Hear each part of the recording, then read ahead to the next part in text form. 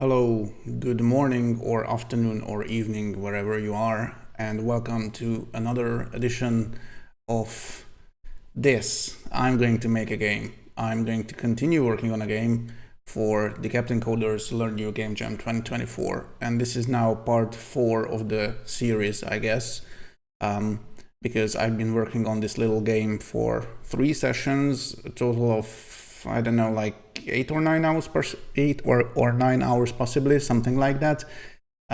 So yeah, I am going to crack on because the deadline of the jam is ever so close. So yeah, let's just get started. Also, Flavius, did you had a go? Yes, I did. I completed the 2 levels. So I reached the end screen and the thank you message and everything, just like Bernardo. It was freaking good. I don't know if you noticed, but I sent a little, oh, hi there. Whoa, what's happening? What's happening? Good God. Some Automod stuff is going on, and also the captain's here. Hello there. I do not have a hat right now, but hi. Good to see you. And also, I'm sorry, I'm a total noob at this streaming stuff still. The Grumpy Game Dev have raided my stream. Holy crap. Thank you so much. Were you working on the same jam possibly, or please tell me all about what you've been doing on stream. I really want to know. And welcome everyone. Just bear with me. I'm, as I mentioned, total noob, so I'm still having some trouble following what's happening. But yeah, as I was saying, I'm making a little game, a twin-stick shooter for the Captain's Learn New Game Jam. And today I have some items on the to-do list that I really want to tackle. And these are mostly centered around the fighting part of the game. So I'm going to add some hats, which will act as weapons in the game. So the player will be able to pick up hats, which maybe enemies will drop, or maybe they will just spawn randomly on the level. And of course, the player can only wear 1 hat at a time, and the hat will determine what sort of weapon the player will use to tackle the enemies. That's the plan. Also, I got a little kind of a something I forgot type of deal right here. There are no running animations in the game, so I'm going to quickly fix that. And also I'm going to do the randomizing floor tile stuff. I will just show you in a minute where we are at the point. So yeah, I'm also going to try to keep up with chat, but if I miss your message, I'm terribly sorry. I'll try to do my best. Raid and run, hopefully, yes, I guess I love freedom. I'm not quite sure what you mean, but yeah, go ahead, please. And once again, thanks for the raid. Right, okay, so database stuff for his game. Holy crap. A game with a database backend? That sounds complicated. I went with a much simpler route, I guess. Just a wonky little twin-stick shooter, 2D action game. I am going to show you where it is right now. So we have the little player character. There's aiming that you can do either with the mouse, or you can also do it with the keyboard if that's what you prefer, but you probably won't, because aiming with the mouse is a lot easier. And also you could use a gamepad to control the game, but my gamepad is freaking disconnecting all the time. Let me just check up on it. Yeah, I always have to disconnect the freaking receiver and then connect it again for some reason. Okay, now Windows sees it, so okay.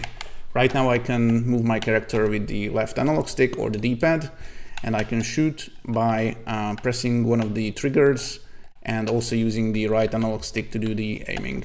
So this is where we are. There are a couple of enemies, not so smart ones, and also there are little white circles around them which will disappear once I turn their visibility off. They are just helpers, so I know where the enemies actually are, and also they act as the hitboxes for the enemies.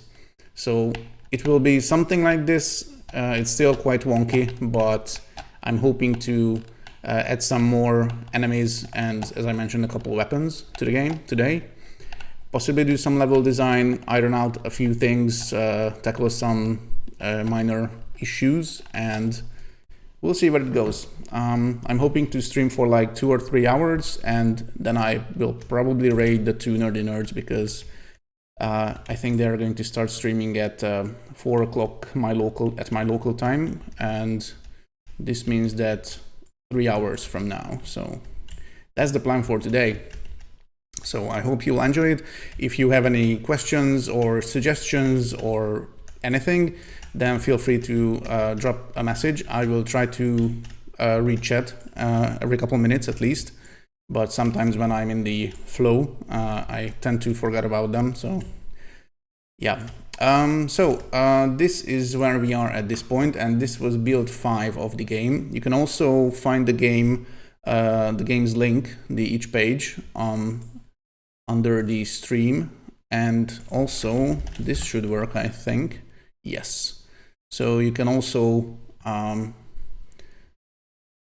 click the link that the bot just kindly provided, and this is essentially the same as the one that I showed you earlier. I didn't work on the game off stream at all, so everything was created on stream. All the previous parts of this series, I guess, are on my YouTube channel, except for the last one, but it should be up today. I just like to give it a quick look to see if everything is in sync and stuff, and I will make it public, but I already uploaded the video, so yeah, it should be up today if you want to check it out.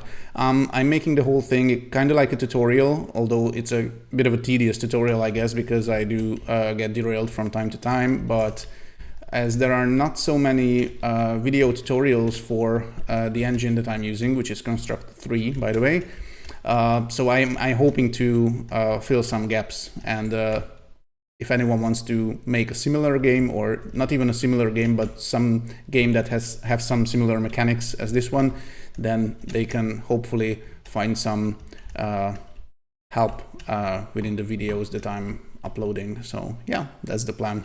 That's the educational part, I guess. And yeah, so I have 3 days and 3 hours to do something with this game.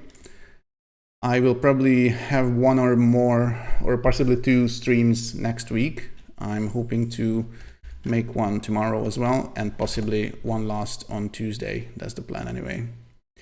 So yeah, I'm going to get started and check chat. You had better learn you a game jam or else. Yeah, that sounds mildly threatening, but yep, I am going to try my best. Right, so as you have probably seen, there was this little white circle around the enemies. I'm just going to quickly go to this object templates layout, which acts as like a warehouse of the various objects that are not on the level right at the start of the game, but they should be at one point added during runtime. So everything that I want to add later, I mean during runtime, I just put on this layout. And this means that I can select stuff like this and set some properties, and these properties will be inherited in all instances of the object that I'm spawning during runtime. So right now I'm just going to turn off the visibility of the white circle and make sure that it's not synchronized to the other part of the enemy object, which is the billboard sprite, which actually is the visual representation of the enemy. I only have one at this point, but I'm going to make some more enemies. There's this great pixel dude generator on itch that I've shown in the previous stream as well. I may or may not use this one, but I also have some nice enemies lined up to be added to the game. I think, which folder is it? I think, no, not this one, sorry. Yeah, I have a bunch of assets downloaded already. Okay. And my PC is freaking slow, and it's a bit slower than me at times. So I'm just going to find the one. I think, yeah, this should be it.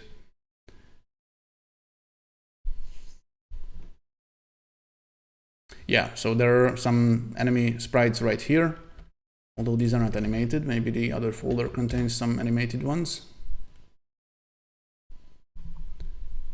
Also, do let me know if the music is too loud, because I tend to sometimes screw around with the volume controls. Hopefully it's not too distracting.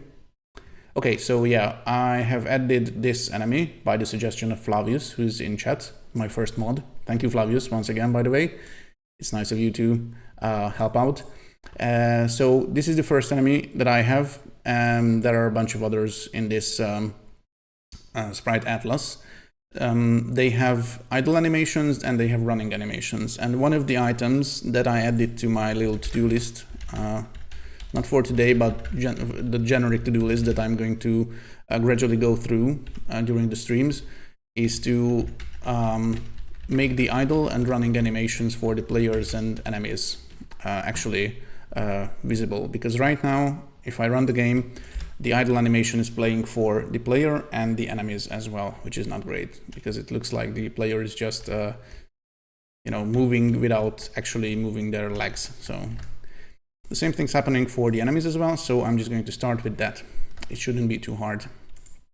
Essentially, the only thing I need to do is to have the animation switch if the player is moving or not.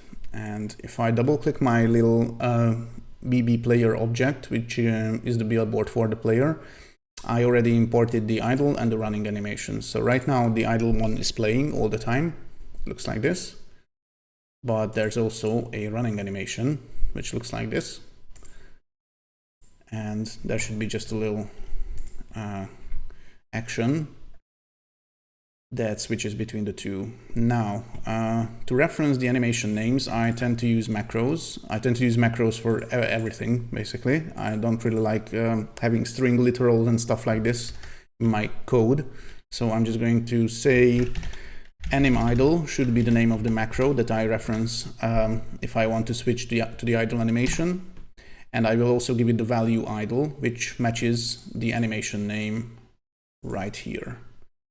So if I, for example, at one time want to rename one of the animations, I'll just have to rename it once here and correct the value of the macro right here, and boom, it's done, refactoring. So the other animation that I need is called running. BRB, take care of whatever you need to take care of, Flavius. And okay, so now I have two macros that I can reference. Oh, and by the way, the same goes for the enemy animation as well. There's an idle and a running animation for the enemy. So I can just use the macros for both objects. Now, the player's movement stuff is happening somewhere here. Yeah. So the question is, do I want the running animation to be switched on when the player is pressing some buttons to move, or do I want to check if the player is actually moving? Because if the player is right next to, for example, a wall, and the wall is on the left, and the player keeps pressing the left button, then do I want the player to play the running animation in this case, or do I want them to stop? I mean, to play the idle one. That's the question at first. So I think I might just do the speed check thing first, which means that if the player is at the 0 speed, so they're not moving, then the idle animation should play. So right now at the player's tick custom action, which is mostly just a function, if you come from Godot, this should correspond to the process function. So this one just gets called at every frame of the game and takes care of the player's various properties.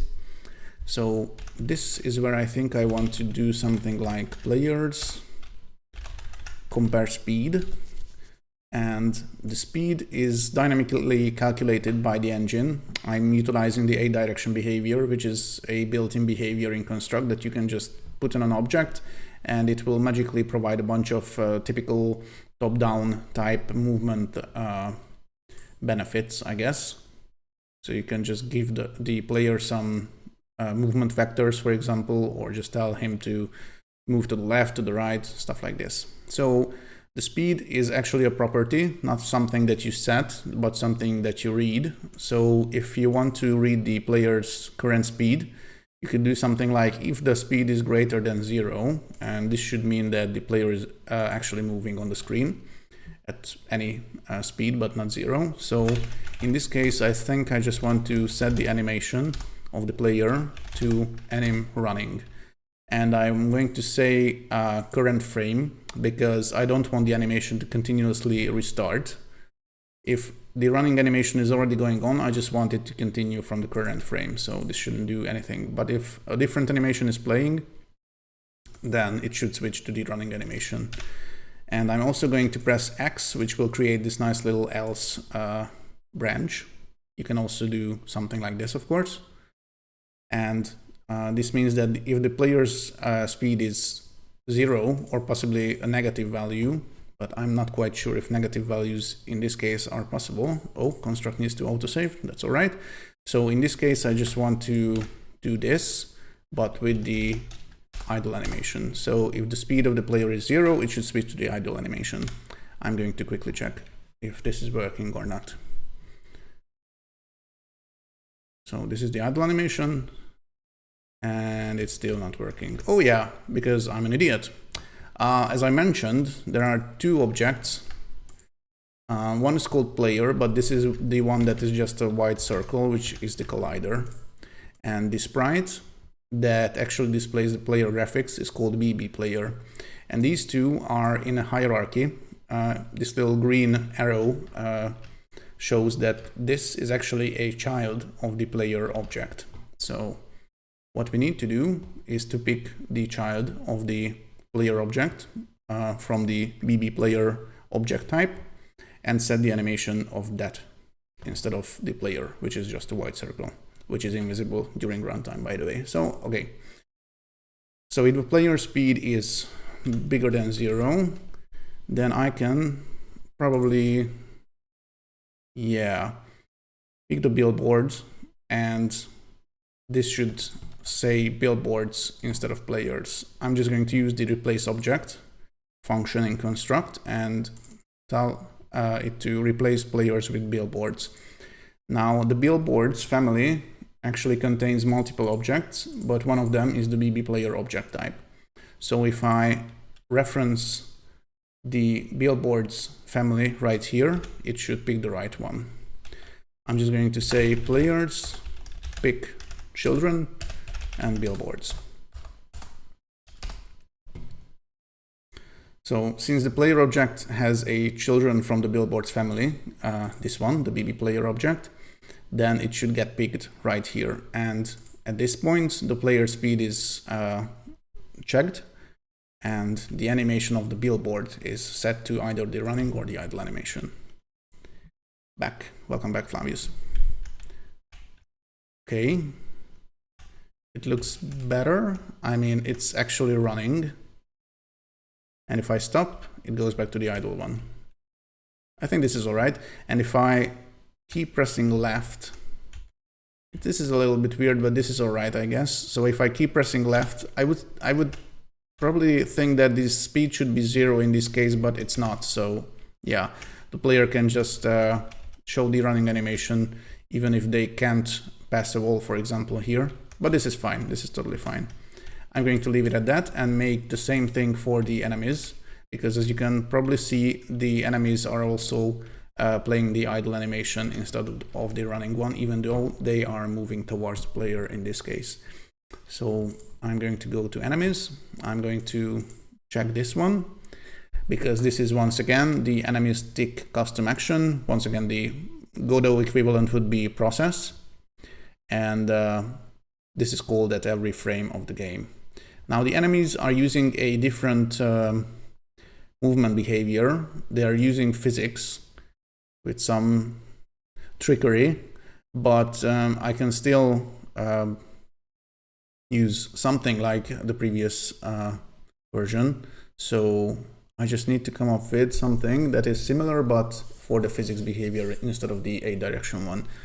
Let me just create a sub-event by pressing B. I'm going to move it right here, and I'm going to check out what is possible to check regarding the physics behaviors velocity. Yeah, I guess this could work.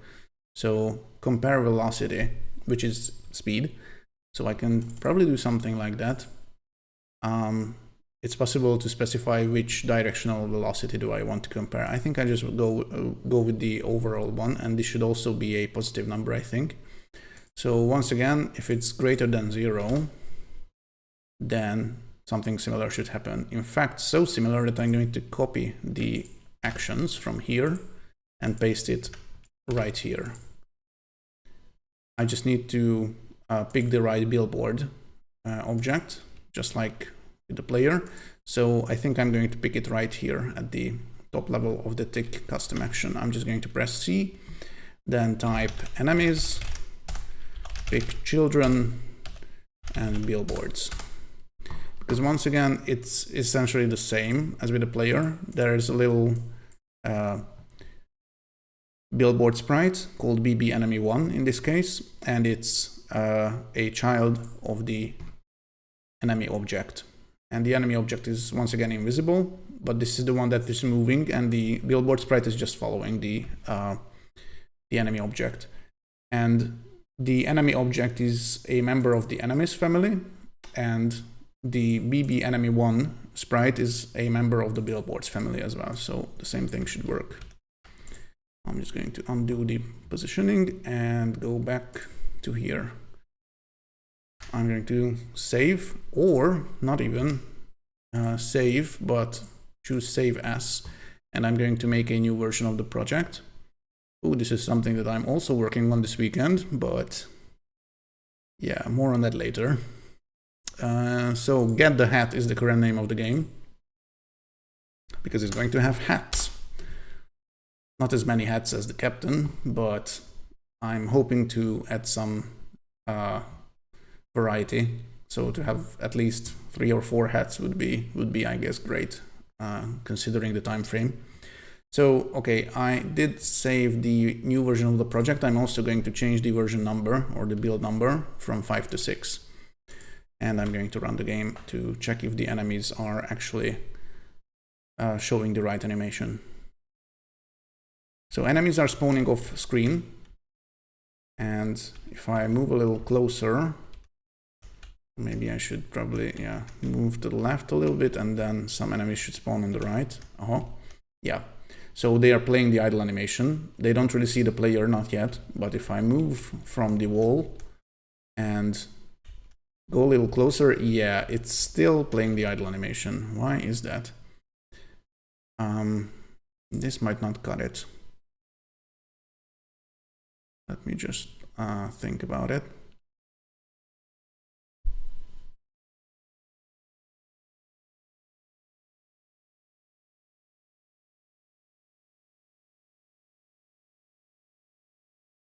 So this is where I move the enemies using the apply force action. And self.movement speed times data time is the speed that I'm moving the enemy at. So why is that not working at this point?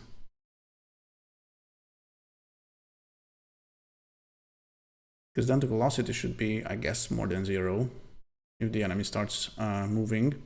Although I do move the enemies in a little tricky way, because I do reset the velocity first to 0 at 0, just to make sure that the enemies are not overlapping. This is a trick to achieve that. So this might be what's causing the issue.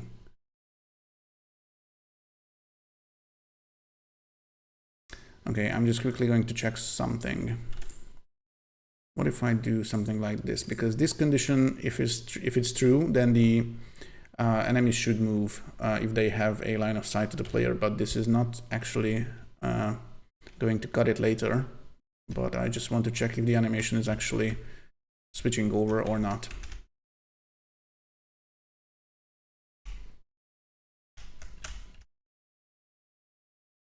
Okay, it's still playing the idle one, but now it's playing the correct one. Yeah, okay, so the switching part is kind of working, but the condition is wrong. I'm going to undo the changes, and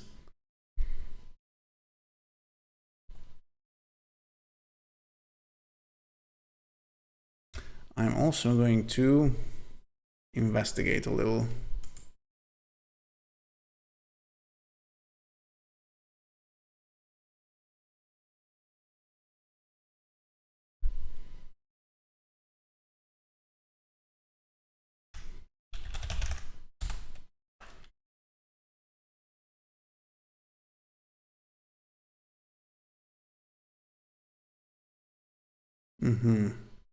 Okay, so I'm using the force, and I don't think there's a better way to do that, so this should be alright. But I'm also only pushing the enemies toward the player if they have line of sight to them. But if the player hides behind the wall, then the enemies will continue to move, because I also set the gravity to 0, and they will continue moving because of the force that I previously applied. So if there is no line of sight, then this is not running, so there's nothing stopping the enemies. But the last force push is still moving the enemies for a while. And yeah, so this is why I thought that this should be a good idea. But it's seemingly not. I'm just going to quickly check one more thing.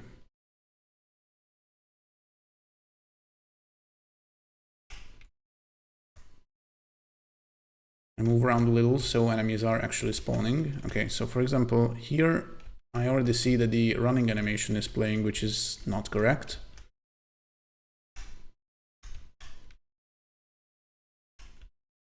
And here the idle animation is playing. What?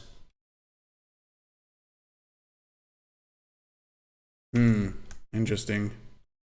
So these are playing the running animation. If I move over here, they should, yeah. Now they are, yeah, sometimes it's working, sometimes it's not. So yeah, this is not a foolproof solution for sure.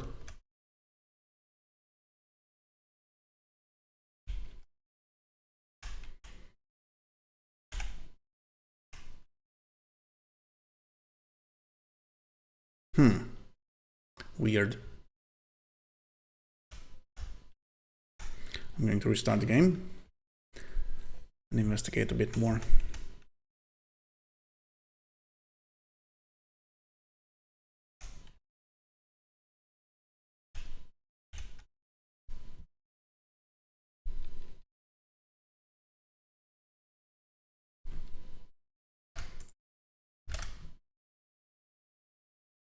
There might be an issue with the picking thing, and I'm also not using for each because I tend not to do it, as it is not great for performance. Okay, so yeah, this is still displaying the idle animation.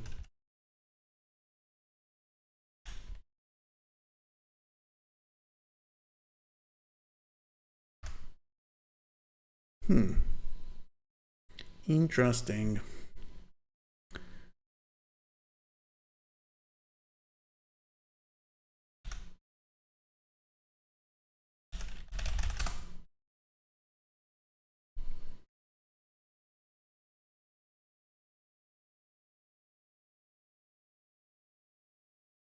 There's also this is-sleeping condition, but I'm not going to use that. This is only true if the object hasn't moved for a while. The physics engine is at one point switching the object off, so to speak, and putting it in a sleeping state, but this is not immediate. So if an enemy stops, then it will still take a couple of seconds to reach the sleep state. So yeah, this is not what I want, definitely. I also have a hunch that this might be causing an issue. So I'm just going to move that right here. Maybe the picking is screwed up because I picked the billboards too early.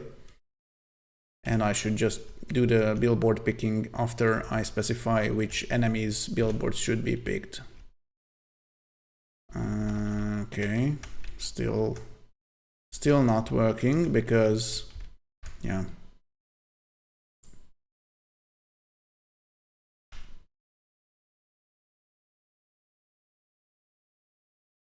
I'm going to try the else part once again.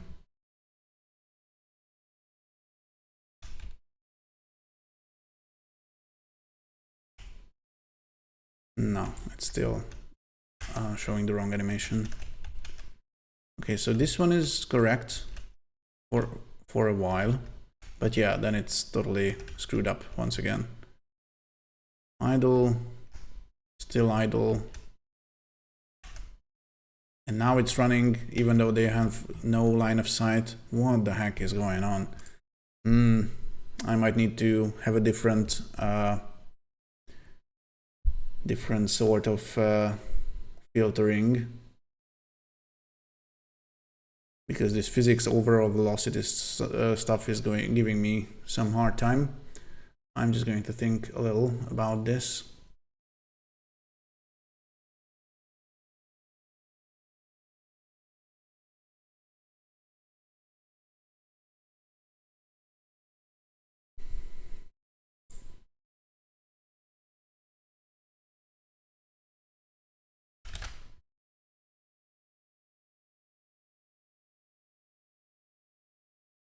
I'm also going to check what happens if I use the x and y velocities separately.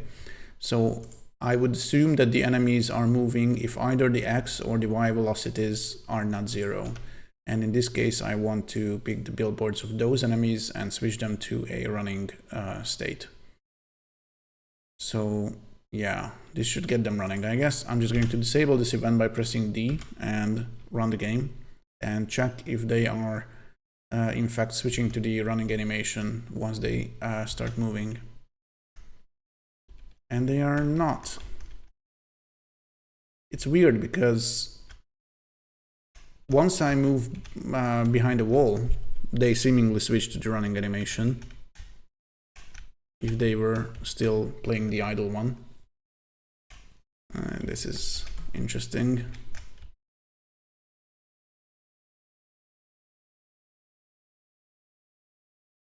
Okay, I'm going to do something else, I think, at first, just to find out if the picking is wrong. So for now, there's this every tick event in my eCycles event sheet, and I already for some reason added this little for each enemy, and this is what I want to actually extend a bit. So enemies velocity, if the velocity, the overall velocity once again is not zero, then I want the billboards to be picked. Pick children, billboards, and billboards set animation, anim running, and do the same thing in the else branch, but set it to idle. So this is very similar to what I did here, but it uses for each instead. So I'm just going to make sure that this actually means something different. It's quite possible that it's not correct still. I'm just going to check it out. Okay, so this is idle. This is idle as well. What the heck? What happens if I move here? It still stays at the idle state, seemingly. Or is it? I mean, I'm not even quite sure. The animations are quite close to each other. I mean, they look very similar. So I think I might want to add a little visual differentiation, because I'm actually not sure that the right animation is playing or not. So yeah, I'm going to go back here, and I'm also going to add a little color overlay if the running animation is happening. So I'm going to say billboards set color, and I can specify color in a couple of ways in construct. If I use the RGBX expression, it means that I can provide the R, G, and B, so the red, green, and blue values, but I use a 100 scale in this. So if I want to make them yellow, for example, I do this. So the red and green values are at the max, but I could also do something like this. RGBX 255 is exactly the same as the RGBX, but there's a 255 scale. So yeah, this is just a little detour. I'm going to stick with this for now. So I'm going to make the billboards yellow if the enemies are moving. And otherwise, oh, I think I forgot to pick right here. This is also not great. But otherwise, I'm going to paint the enemies blue. Why not? So like this, and this should be more distinctive because something might be wrong with the animation action, but the color should really be more, yeah, this is wrong because blue should be applied if the enemy is actually, this looks like it's backwards essentially.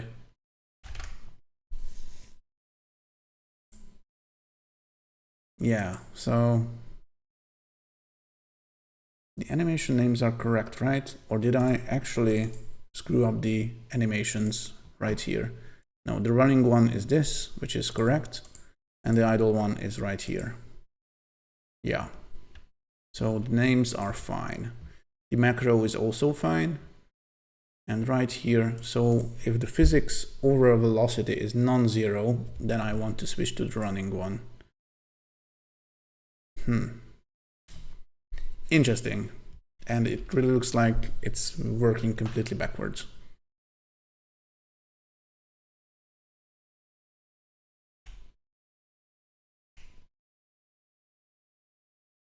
Okay, now this is all right.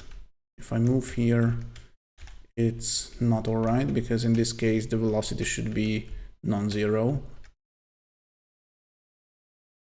And if I move, yeah, if I move further from them, then the yellow stuff is happening, but I know why, because this is where, yeah, the velocity zeroing stuff is screwing over me, I think, because right here, so when the enemies have line of sight to the player, then they move, but at first they stop for a little while and then they start moving.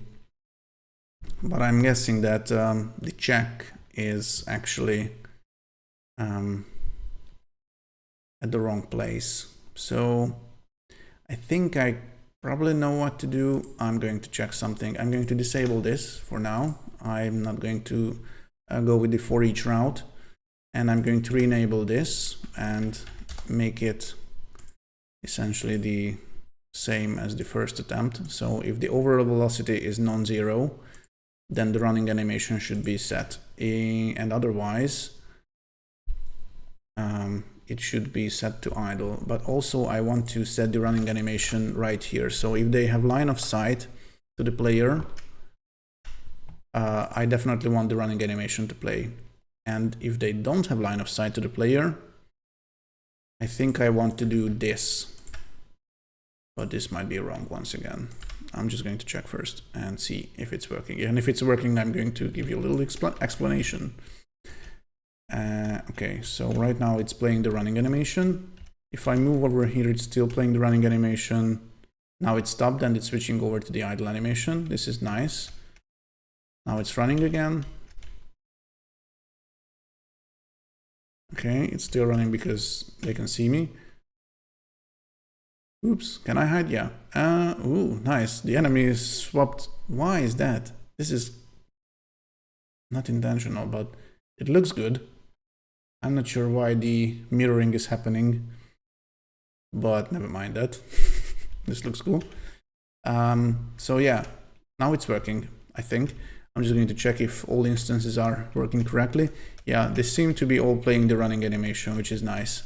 And if I move over here, they should at one point stop, hopefully.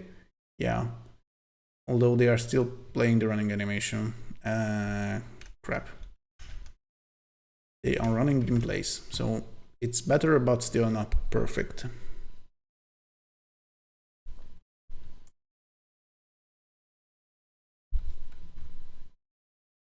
I don't need this sub event here.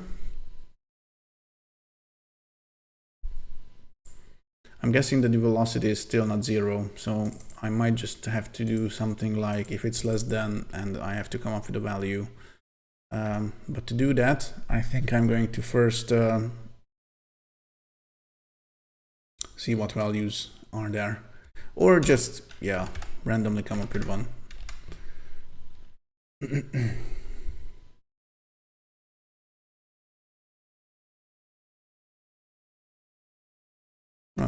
Running. If I move over here, then they should at one point stop. They are still playing the running animation. Why?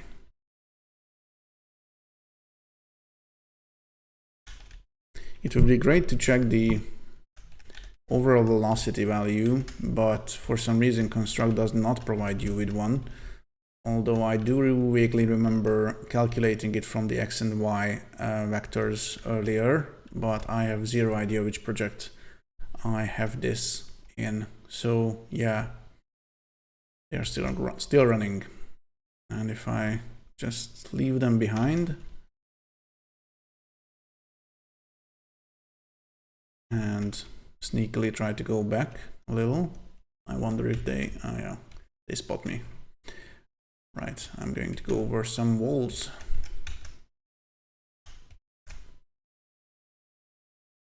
Yeah, some of them, no, none of them are actually playing the idle animation, I think. This is distressing.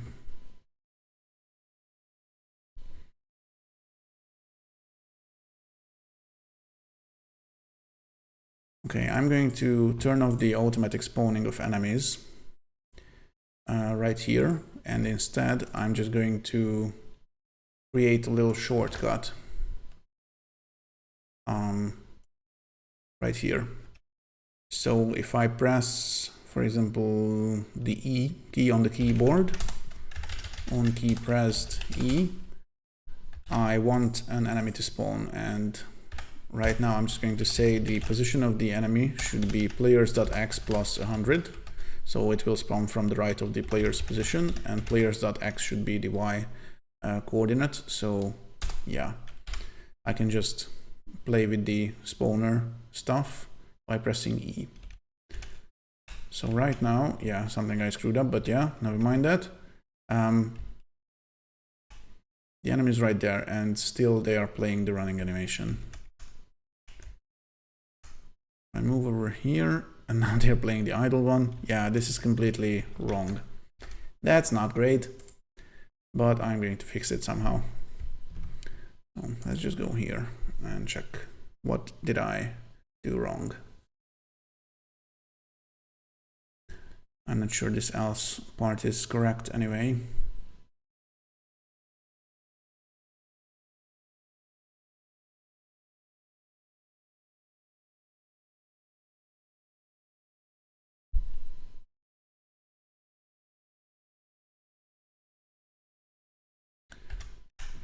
I'm going to remove this, restore the for each stuff, and move the enemy stick action to here, which means that the engine will go through the enemies one by one instead of pushing all of them, all instances, to the enemy's stick custom action.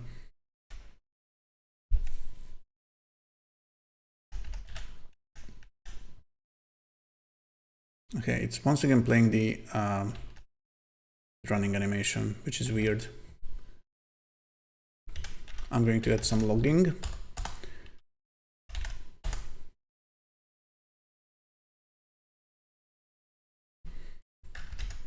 Which is just the default JavaScript console logging stuff, as everything is running in the browser. So I'm going to log some messages like this. And also, I think I made a mistake right here. Damn it. This should be the other way. So if the velocity is greater than 5, then they should switch to the running animation. I might have just called the issue, but let me just check first. So I spawned an enemy there. It's playing the idle one. And yeah, now it's running. If I move over here, yeah, they will still catch me. Okay, this is better, I think.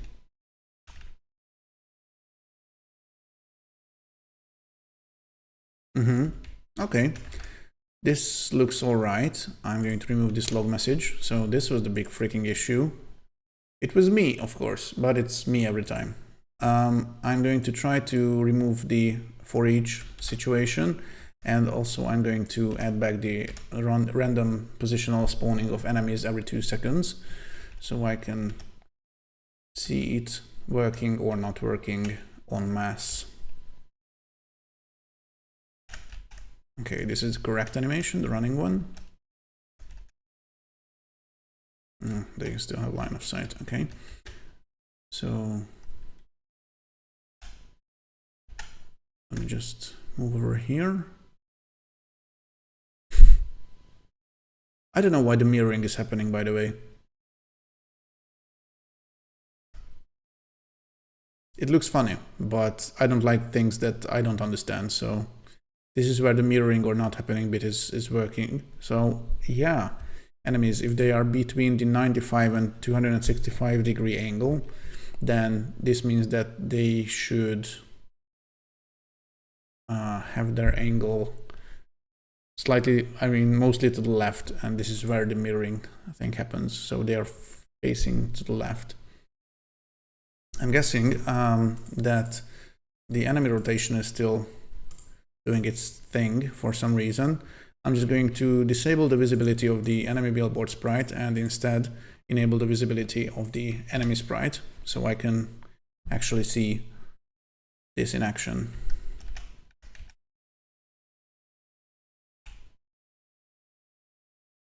As you can see, there's a little, I'm going to make the window a little bigger.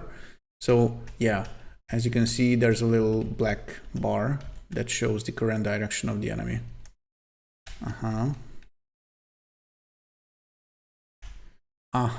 So yeah, this little clock-like rotation is going on when I'm out of sight of the enemies, and this is why it's yeah, right here.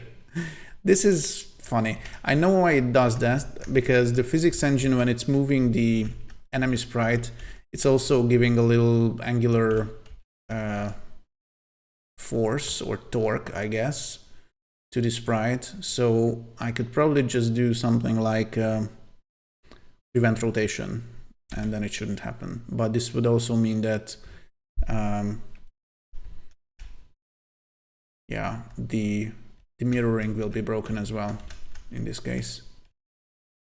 Yeah, I know what I'm going to do. I'm going to keep the rotation stuff on, but when the enemies stop, I just want to actually, so when the velocity is low, then they should just stop altogether, including the rotational force or whatever, the torque. So this is where the idle animation is set, and this is where I'm also going to say enemies and look for the action that stops the rotation of the enemy sprite. So I guess it should be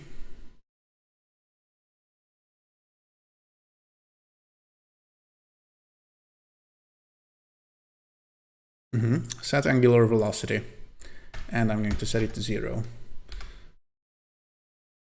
So this should stop the enemies from looking to the left and right when they are out of sight of the player. Although it did look cool, so I might add something like this, but an intentional one later.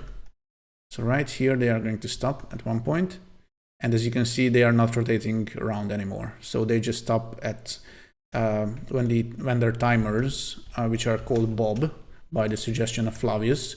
So when the timer is up, the enemies stop chasing the player. Okay, I'm going to stop here, and you know, there's a little angular velocity thing going on, which is fine. But for example, here and here, they are not stopping, and I'm not quite sure why.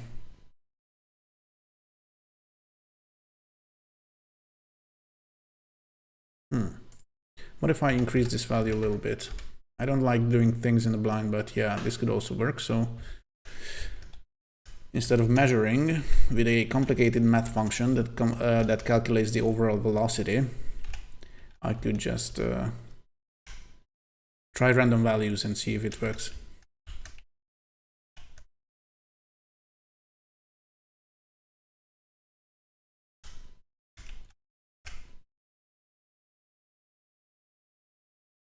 All right, let's restore the visibility of the billboard and disable the visibility of the actual enemy sprite.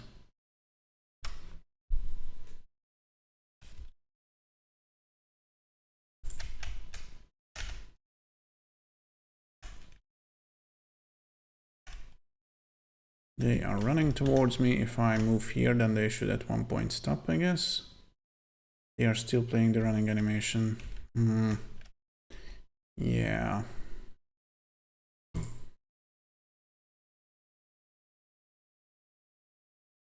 Oh, this is the wrong event sheet. Okay, this is the correct one.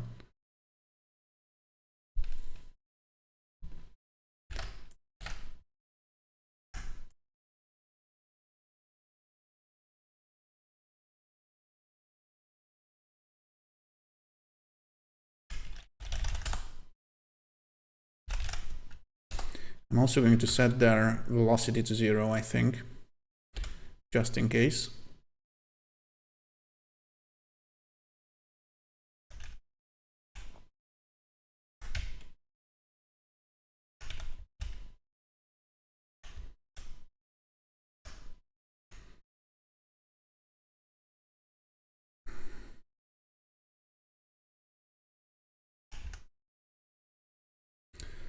Oh, damn it.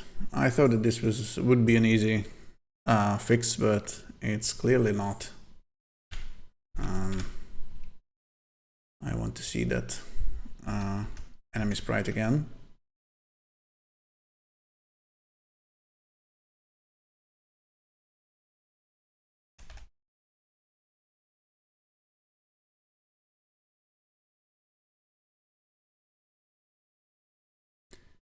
Yeah.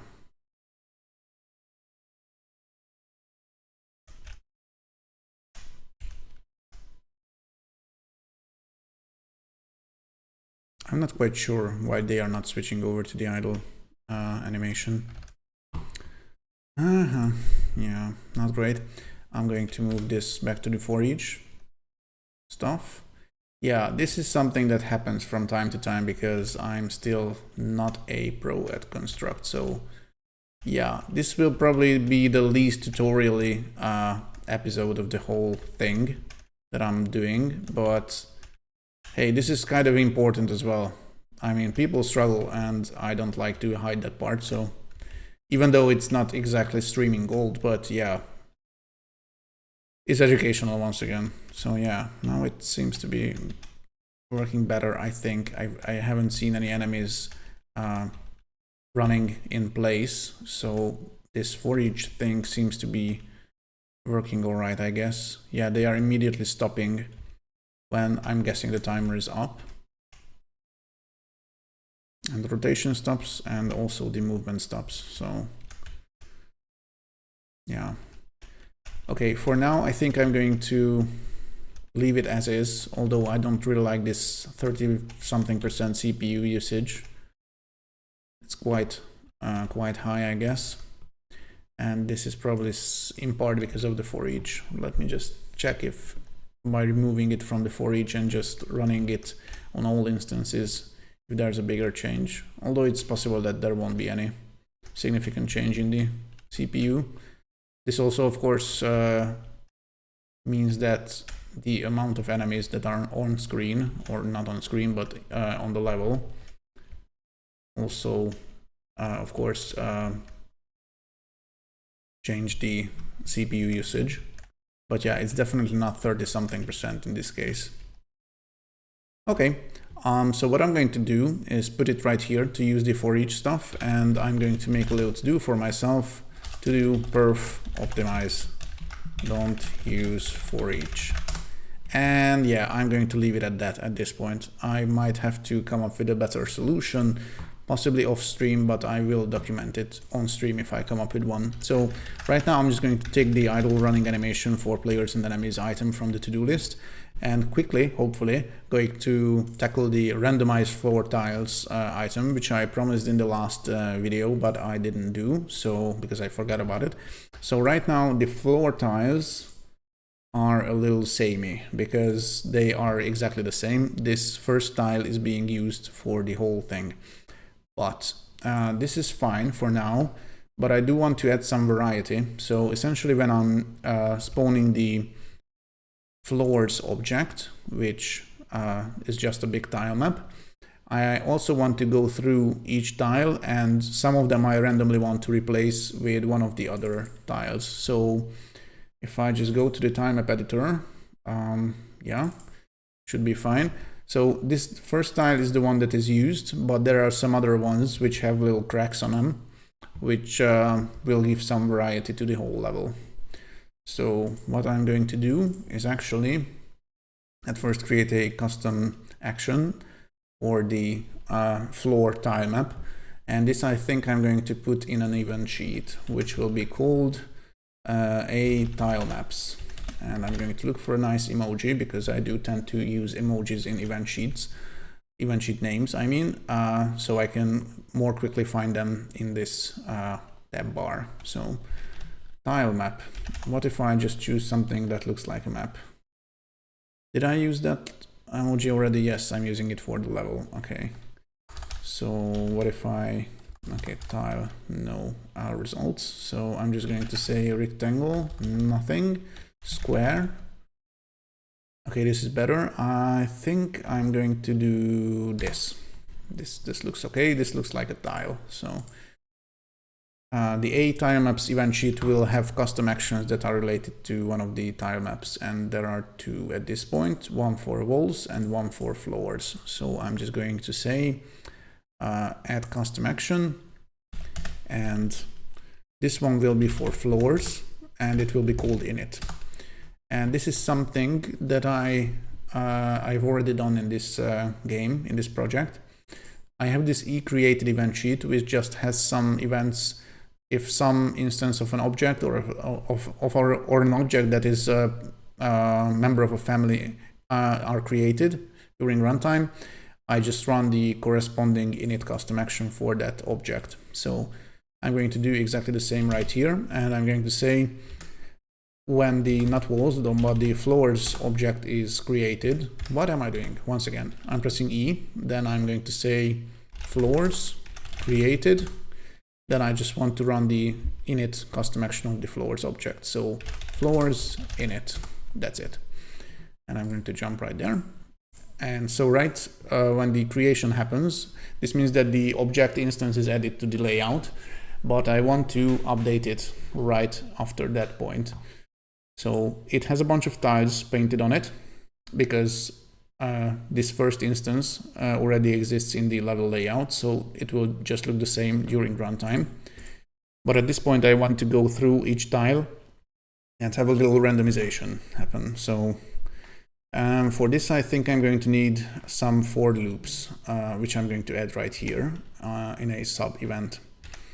I'm going to press C and then do a little for loop thing, which is under system conditions, and the for loop works exactly like any for loop in any programming language, but it looks a little different in Construct because this is kind of visual programming, or turbo autocomplete if you prefer. Someone I think suggested that, or super IntelliSense or something. Yeah, I know why. So, okay, the name is essentially the iterator variable that you would use in a for loop in a normal programming environment. You can give it a name. It's similar to a tag. I'm just going to say the first one should be called X, and I'm using a string literal for this, although I guess I could technically use a macro as well. And I want to start it from 0, and I want to go up to, and this is where some calculation should happen. So the tile map object has a width. Tile map object, by that I mean the floor tile map object, or floors, sorry. So it has a width, but this is the width of the object, the bounding box of the whole thing. So this I need to divide by floors.tile_width. And this actually means that the for loop should run for how many tiles there are in this object. I mean, this is only the horizontal coordinate or horizontal axis. So the tile width is 16 and the size is 1280. So this should mean that the for loop should run from 0 to 80. And this should be fine, I guess. And I'm going to do the same for the other axis. And for this, I'm going to say this should be y. And in this case, I want to go do the exact same thing, but for the other axis. So the vertical one, I'm just going to change width to height and tile width to tile height. And you don't have to do something like this. So if you want to have nested loops in Construct, you can just do this, and everything that you put here will actually be called like the loops were nested, just like this. But this looks more convenient, I guess, if you come from any programming language that has for loops, which are most of them. So I'm just going to leave it at that. And I also need to do some random randomization, I guess. So for the first implementation, I'm just going to randomly choose a tile ID from 0 to 7, I think, because there are 8 tiles. So if I go to the tilemap editor and zoom in a little, not sure if it will be very visible on stream, but there's actually a little number in the top left corner if I hover the mouse over the various tiles. And as you can see, the first one is number 0, and the last one is, it's really not readable, but it's 7. So it's a 0 indexed tile ID. So each of these tiles can be referenced by their ID. So if I want to completely randomize and have equal chance of each tile spawning essentially, or being painted on this tile map, I just need to do something like floors set tile, and set tile has some parameters. The x should be wherever the first for loops iterator variable is, and you can reference in Construct this by saying loop index and specifying the x literal, which I used right here. And the other one should be this, so loop index y, and these should give back the numbers from the for loops. And tile should be something like random 0 to 8. This is inclusive and this is exclusive, but of course this will give you fractional numbers almost every time. So I just need to convert those to an integer. So essentially this int random 0, 8 should give you an integer between 0 and 7. Because 8 is out of the bounds of the random function, so it will not be included. 7.9 point something is quite possible. Ooh, I said point twice, never mind. So yeah, this will just give me a number between 0 and 7. Right. I'm going to quickly check if that is working or not. Indeed it is. It's quite messy because the randomization is running for each tile, so I might want to tone it down a little bit. I don't want the randomization to occur for every tile, so I want to add a little randomization right here for the condition. So for example, I don't know, if I want to have the cracks randomly appear for every second tile, mostly, I mean, I have a 50% chance to be random, then I can just use a condition to do that. And for this, I'm going to just go to system, compare two values, and do something like first value random 0 and 1, or I could do 0 and 2.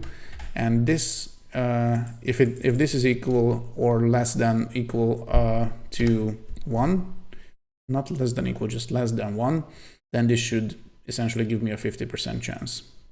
Because random 0, 2 means that the number should be between 0 and 1 with 50% chance. And also the 0 tile is the non-cracked one. So I think I'm just going to change this 0 to 1. So there's a 50% chance that one of the 7 cracked tiles will be used for each tile at this point.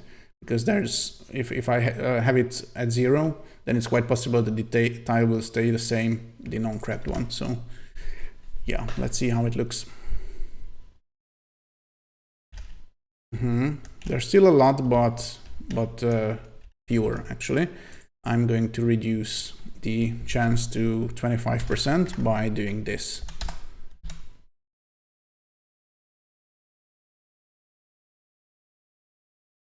I think it's all right. It's quite a few, so I might reduce it a little more. Let's go with 10%. Okay, now it's too low. Okay, I'm going to say this.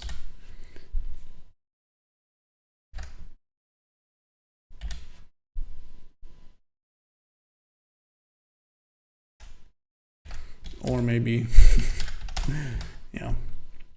It's lucky that Construct kind of runs the game quite fast when you press F4, so it's easy to have quick iterations. I think this looks okay, so I'm going to leave it at that. And also I'm going to tick the randomize floor tiles item and check chat because I forgot to do that for a while. I hate explaining shit to people who don't understand. What do you mean, Flavius? Is that in reference to something that I did, or is that just a random outburst because you were explaining something to someone who didn't understand it? Feel free to elaborate.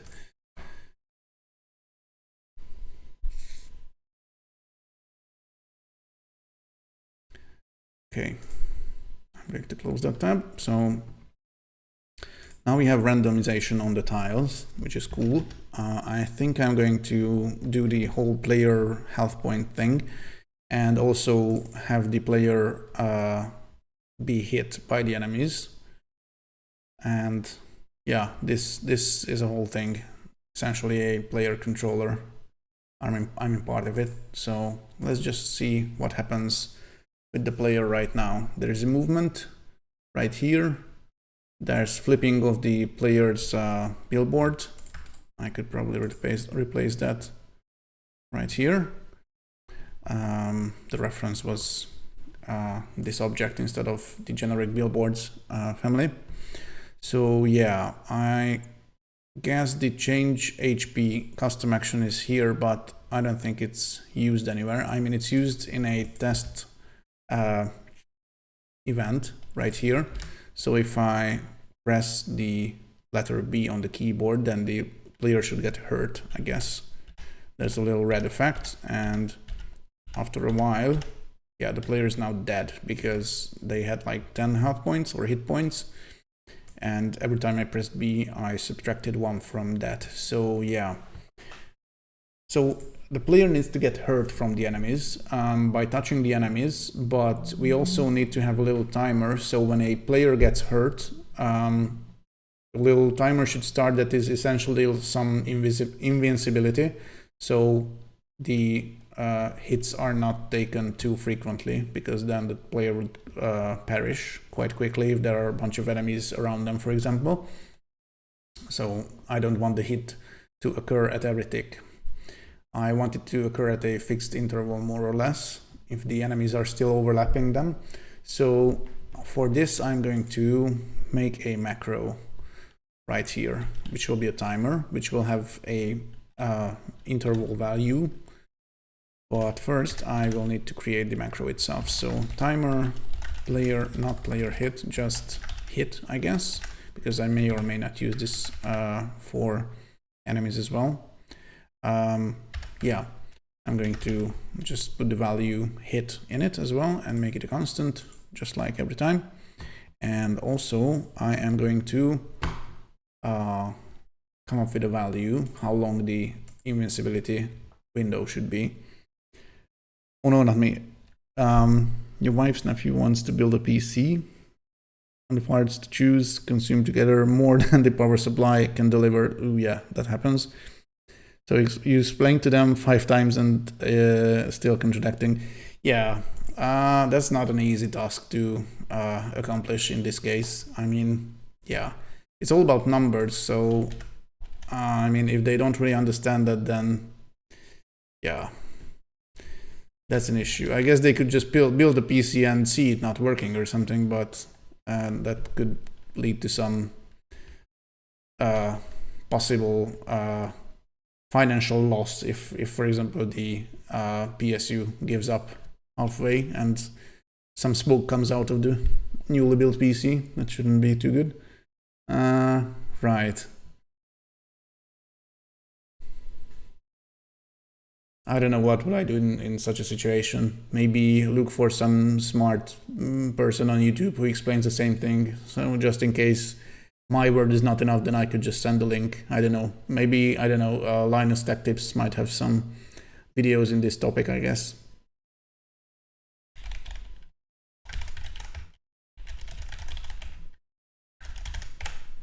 This is a horrendous variable name, but I'm going to call it that at this point. Player invincibility window, which is a time value anyway, so I'm not going to call it window, I'm going to call it time. And in construct, every time variable, I think, is in seconds.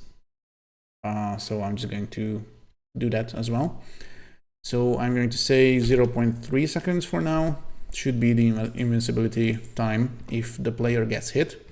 Then I don't want them to take another hit for 0.3 seconds.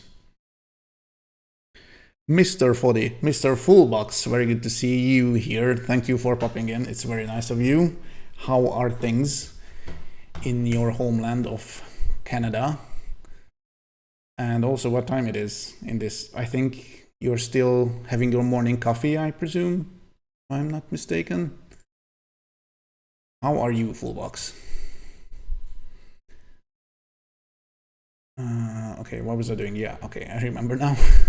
So I will have to make some collision checks because I'm working on the part that makes sure that the players actually get hit by the enemies. So,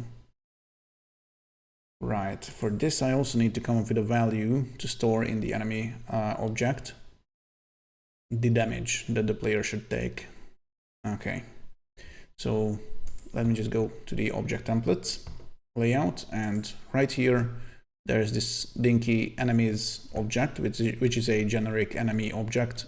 I only have one enemy so far, but I'm going to have separate versions of this and have like 2 or 3 enemies, I guess. And each will have different values, for example, hit points and movement speeds, and in this case, damage. So I will add a instance variable called damage and also check chat. Just starting the day, plan on working on the whole day today. Oof, busy Sunday, I guess. But I know what you mean. I really need to get stuff done for this jam. And also because I'm an idiot, I'm working on another jam game, which has the deadline up on Tuesday, midnight, my local time. And the captain's jam ends on Wednesday, 4 o'clock in my local time. And yeah, I don't know why I did that. I started working on both games roughly at the same time, and I had a plan to essentially merge the two together, but then things happened and they went in different directions. So yeah, I want to continue working on the Captain Coder's game jam game today, and possibly spend some time with the other one tomorrow, which is also a cool game. I might give you a little preview if you want on what the other one is all about, but I'm just going to quickly finish the player hit bit, I guess. I'm going to say 1 damage per hit window should be sufficient for this dinky basic enemy. So essentially what I want to do is to have a collision check happen if the players are overlapping an enemy and the players are not in the invincible state, then they should take a hit. So I'm just going to do that under the player's tick custom action, which is essentially the same as I already mentioned. In Godot, you have process, which runs for each instance every frame, I guess. So right here, I'm going to put some conditions that check for the overlap. I'm going to say players overlapping, if I could type, overlapping another object and one of the enemies. I also need to check if the player is not running the timer that I just created, I mean the macro, which is timer hit. And I'm going to invert that condition. So this takes the opposite. So if the timer is not running and the enemy is overlapping with the player, then I want the hit to occur. And this should be just players change HP. And I need to subtract the enemy's damage value from 0, which I'm going to omit at this point. So yeah, this will make sure that the player gets hurt, and it also has a little red visual effect at this point.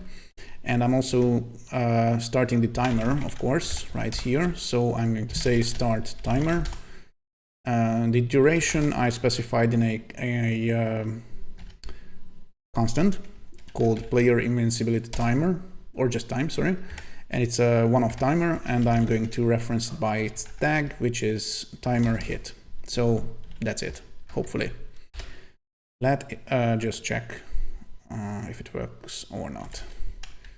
So I have the player, and in a few seconds, yeah, there are enemies spawning, and the player is definitely getting hurt.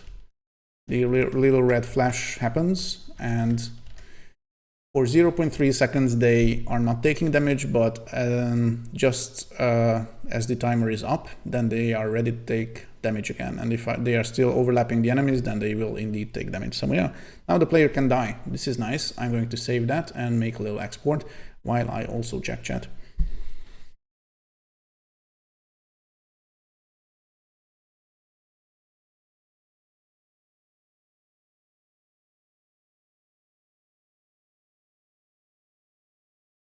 Oh yeah, Flavius is having some trouble explaining what to someone. Yeah. Things are schmoving. Oh yeah, I already read that. Whoops, sorry, I'm a noob. Yeah, about the Comic-Con stuff. Doing that today, need to finish the difficulty curve for the event demo. So you've added some more levels, right? And they are too hard or too easy, or you just need to order them, essentially? By the way, do you want any playtesting to be done? I think I might have offered a couple days ago on your stream. Is the Comic-Con demo up somewhere, possibly on Discord?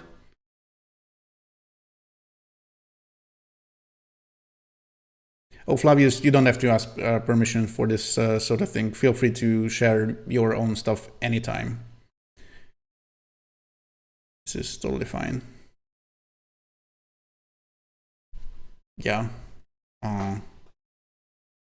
Mushroom Ninja is shaping up to be a really nice platformer. Okay, where was I? Yeah, so the player can get hurt.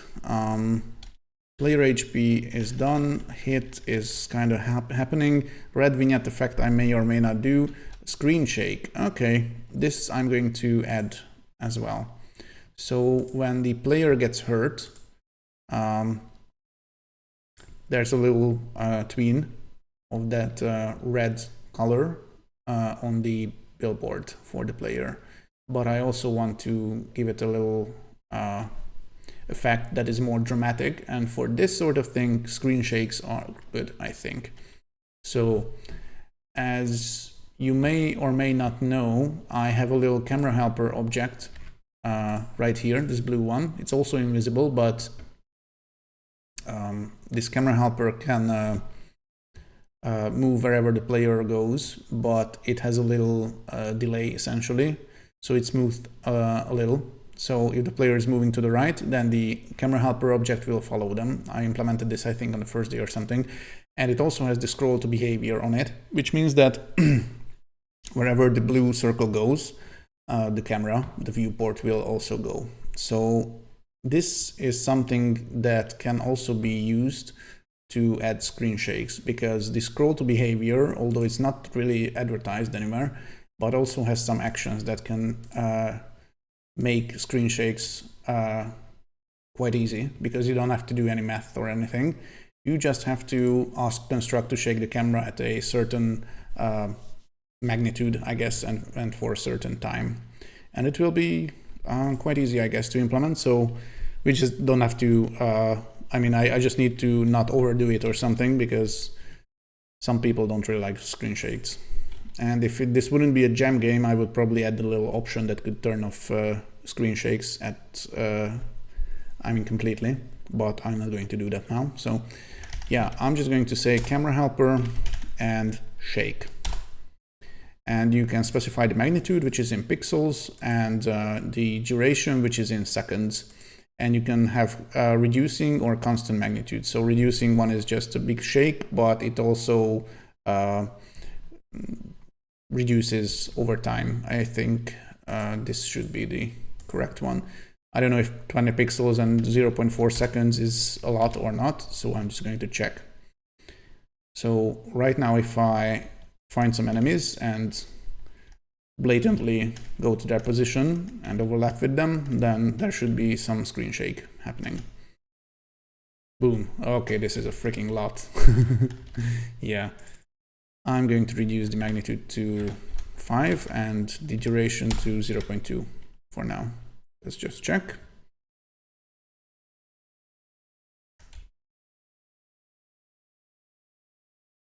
Okay, it's more subtle. I think it's not too distracting. So yeah, this is all right, I think. I'm going to leave it at that for now. So I think I can just put a little check mark here. I don't know if I'm going to do the vignette effect, although it's so freaking easy that I, once again, might just do. And now a word from our sponsors. So I have a Twitch page, I mean an itch page. I have a Twitch page as well, but yeah, this is not what I'm talking about. And on my itch, you can find this little game called Shortfall. I'm just going to mute the tab, so there's no music or sounds, but there are music and sounds in the game. And let me just show you what this game is. It's essentially a Survivors-like. So the shooting is totally automatic, just like in Vampire Survivors, and you can move anywhere using the gamepad or keyboard or touch as well, because this runs on mobile. And this little game also has some red vignetting effects when the player gets hurt. Let me just show you. So this is what I'm talking about. The borders of the screen are flashing red, and also there's this little game over scene when you die because you ran out of health. So I want to do something similar. This little red effect that is happening signifies that you are taking damage, and it's quite visible. Because if I only tween the billboard of the player, then it's not very visible, especially if there are enemies obscuring the view. So if there are a bunch of enemies around me and I'm going to take damage, I really want the player to know that they are indeed taking damage and should get the hell out of there. I'm also going to read chat now. So Fullbox said, I'm basically remaking the level progression. I'm changing the order in which the machines are introduced and making it so there's more levels before you get to more complicated stuff. This is a good call. I mean, the first part of the demo that I played, you know, the generic one, has this nice little progression because you are showing each machine at each level, which is cool, but I mean, it's possible that it's not really good to show everything right at the beginning, possibly. I don't know if that's what you mean, but I'm going to read on. So the new demo is not out yet because you want to have most of the levels in there before you have people try it out. Fair enough. And you also said, I'll try to have it for the end of the day today. Then I need to put it in place the timer idea. I had to limit the playtime at the event. So there's like, if someone starts playing, then a little countdown should start, and they should get a little, I don't know, message to, hey, thanks for playing, but someone else is up or something. It's a nice idea, by the way, so people don't get stuck playing for hours.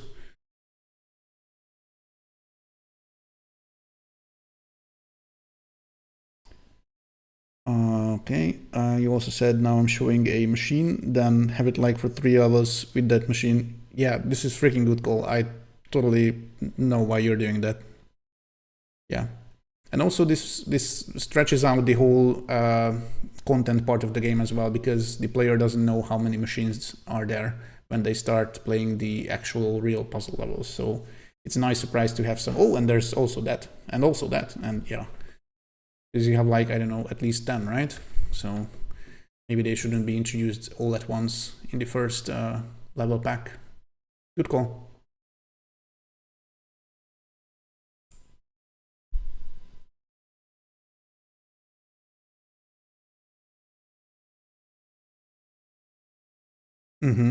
Yeah, Lock Shop certified. That sounds good. And then you give a sticker. Nice touch. So they're actual rewards, physical achievements, essentially. It's very cool. I really hope that the Comic-Con event goes well for you and it won't be too stressful, although I'm pretty sure that it will be quite stressful.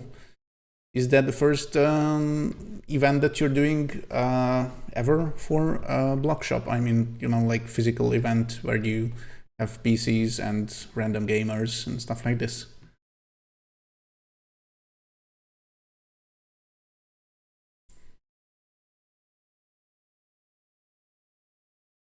Yeah, definitely should be fun.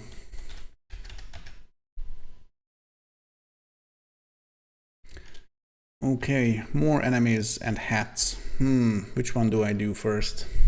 I think I'm going to add some more enemies, so there's a bit of variety.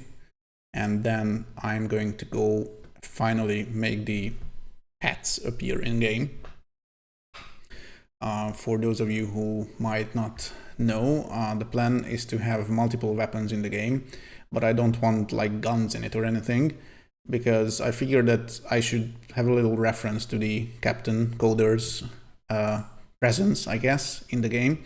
So I opted in to go for actual hats that the player can wear, but they can only wear one hat at a time, because the theme of the gem is, of course, only one inventory slot. So this will be the restriction, I guess. And the player will be able to put on different hats, and different hats will give them different weapons, essentially. So different projectiles will be fired when you press the fire button. That's it. That's the plan. I don't want to complicate it because, yeah, the time is ticking, for one thing, and I also want to polish some things. So I'm hoping to make all the primary mechanics today. And yeah, so I was talking about importing more enemies. So to do that, I think I'm going to make some copies of the current one, but first, let me check chat. You're already accepting the fact that it will be stressful? Yeah, you probably should. I'm gonna ride the wave of feelings. Yeah. You've been to 2 in-person playtest events? Oh, really? I did not know that.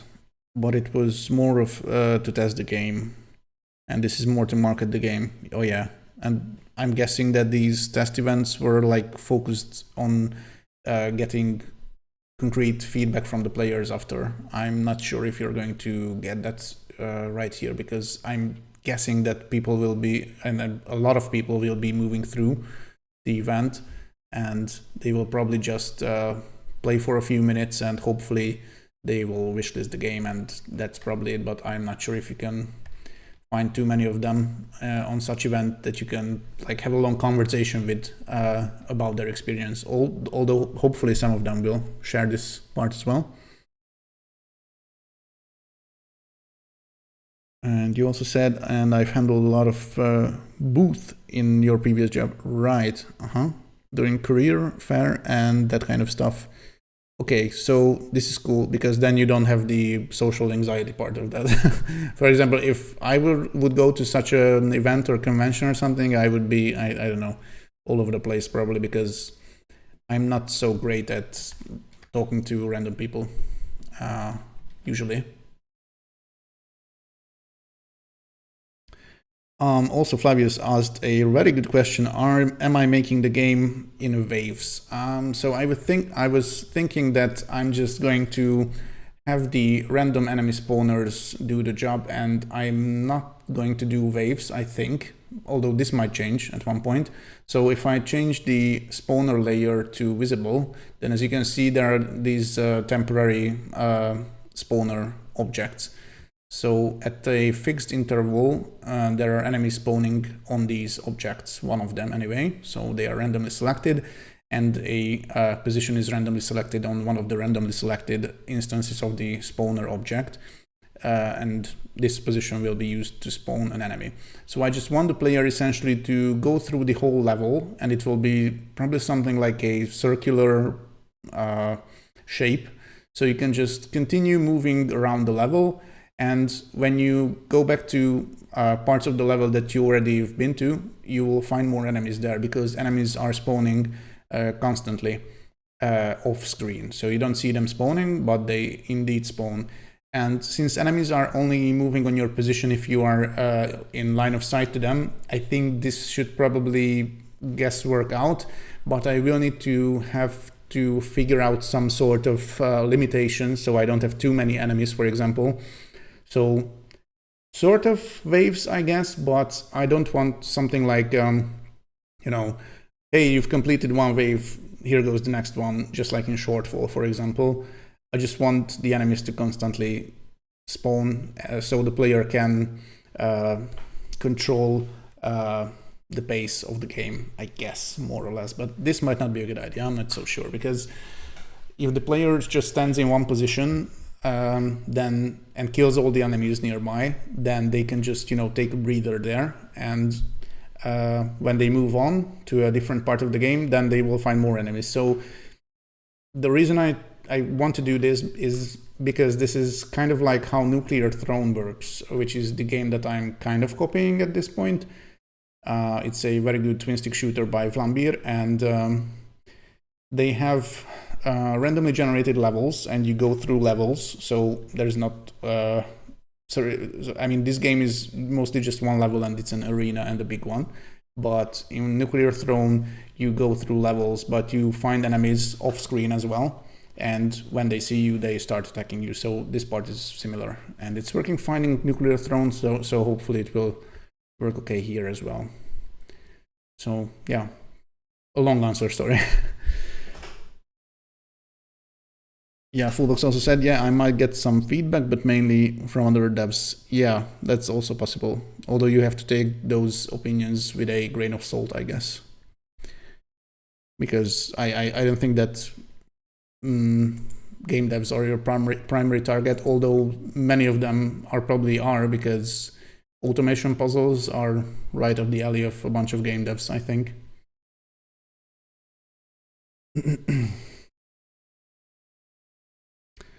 I'm not good at social interactions in real life, but when it's a booth for an event, it's different somehow. You get a certain mindset. It's like a switch that flips in your brain.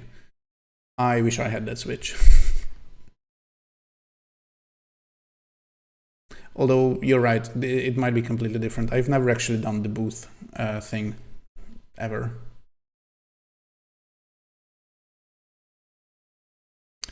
Okay, where are we? Yeah, importing enemies. So to do that, I think I'm going to copy this object. I mean, it's a pair of objects, and I'm going to paste it right here and also do another copy, because why not? So these will act as essentially templates for when I'm spawning stuff. And also I am going to create clones of the BB enemy 1 object, which is the billboard for the first enemy.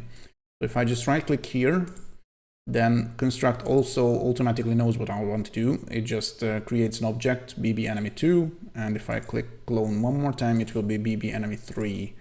So I can remove these objects from here and drag the correct ones right here and add them to the hierarchy. So I have the same hierarchy as with the first one. So they look the same, but I'm going to replace the sprites right now. So also I'm going to hydrate quickly. I kind of forgot about that. And as I mentioned, templates exist in Construct, so I can just click the the enemy object and turn it into a template by clicking here and saying that this is a template, and template name in this case will be enemy1, because I'm not very creative, but I may or may not rename these as well. So this should be also turned into a template like this. This will be enemy2, and this I think you're going to guess will be enemy3. And these are all templates and not replicas.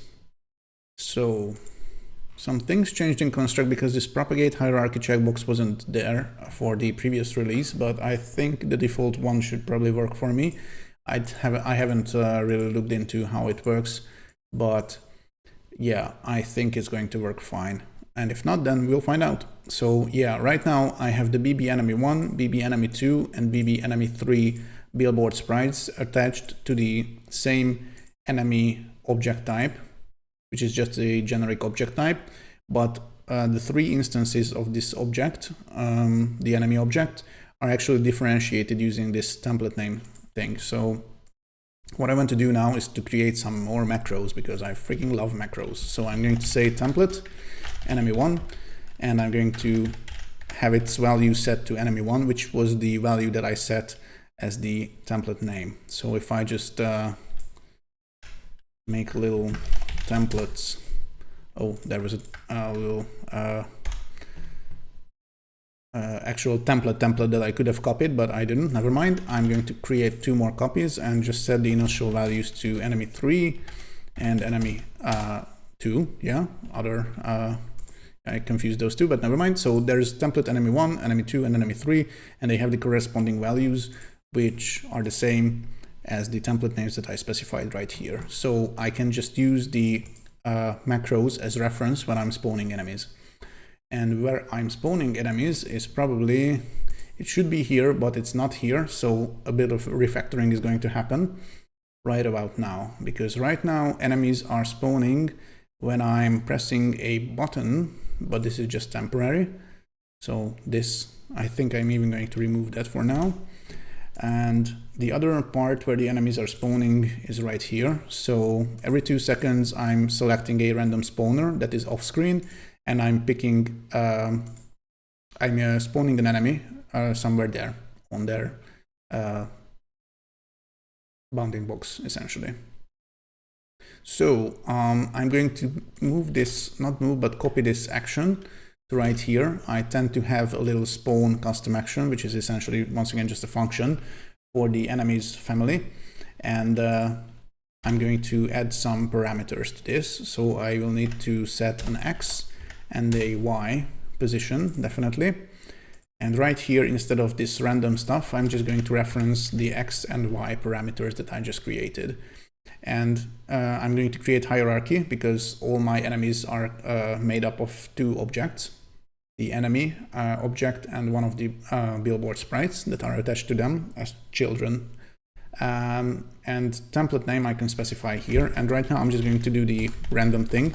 In Construct, you can either use the random expression to do random stuff, which will return you a number between 2 values that you specify, or if you only specify 1 value, then it will be between 0 and that value.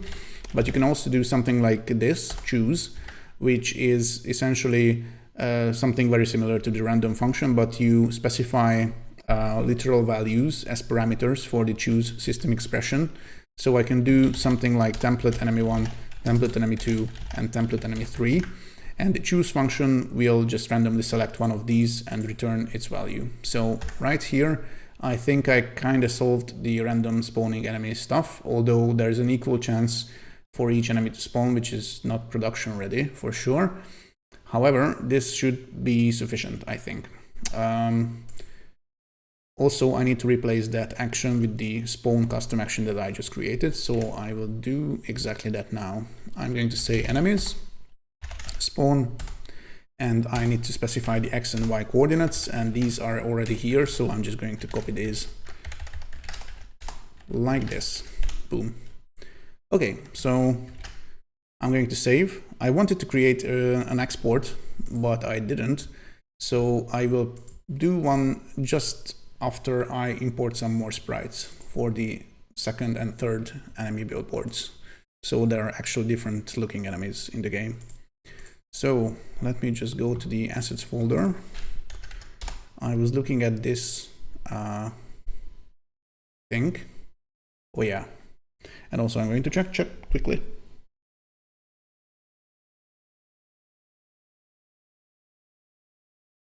Oh, the local event thing, yeah, I think the one you're referring to was like, yeah, I'm doing this monthly gem, and it has this monthly meetup, but it's in a pub in Budapest, and it's kind of a small community, so like, I don't know, a dozen people or something, but they are all game developers anyway, all geeks, nerds, so it's quite easy to talk to them.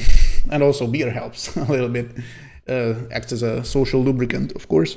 So yeah, this is different. I mean, a big event like Comic-Con with a bunch of random people, it would be quite stressful for me, I think.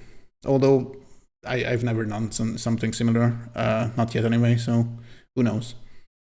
But I would be probably having some trouble sleeping the day before. Make the enemies different sprites, exactly. That's what I'm doing. Also, guys, if you want, you can choose some of the enemy sprites. Fullbox, if you're still here, feel free to choose one. Try to choose one that has different, I mean, similar but different. Okay, let me just try that sentence again. So essentially, you can choose some of these sprites which have like 8 frames of animation, because the first 4 frames are the idle ones and the last 4 frames are the running ones. And for example, this one is weird because this is, I don't know what happens here, although it looks pretty cool. But yeah, feel free to choose any of them. Just try to describe how they look and I will find them in the atlas. And Flavius, feel free to do the same if you want. It's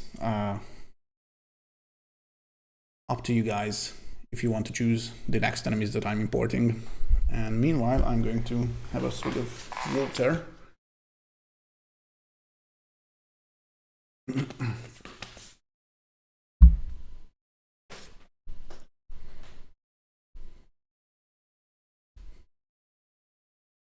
And so I'm going to take a look at these because I kind of like these sprites. I might want to spice things up a little. I like the fact that, for example, this wall is a little cracked and it's missing some bricks. I don't know if I can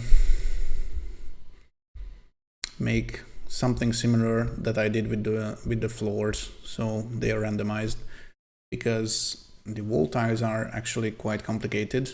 I have this auto tiling system set up, but I only want to replace a certain type of wall with something like this. Also, I don't know if I imported these tiles to my walls tile map. No, I have not, but I could. I mean, yeah, no, they are here. Some of them are here anyway. Yeah. They look a bit different because the person who did the auto tile conversion have recolored it to a dark one, which looks fine, I think. But yeah, maybe I should use some of these tiles as well. But the question is, where do I put these?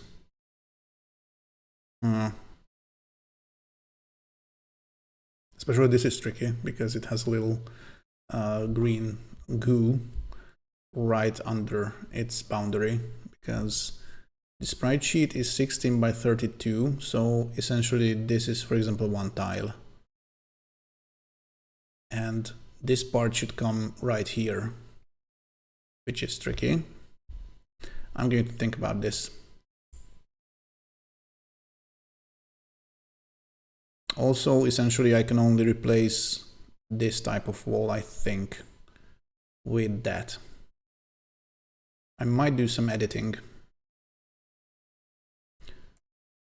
And yeah, maybe I don't really want to use the one with the green goo, or maybe I'll just cut down this part and just check something.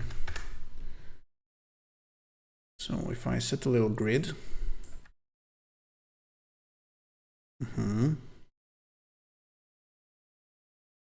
these ones I don't use yet.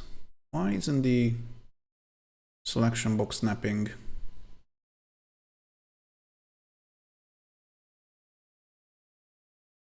This is weird.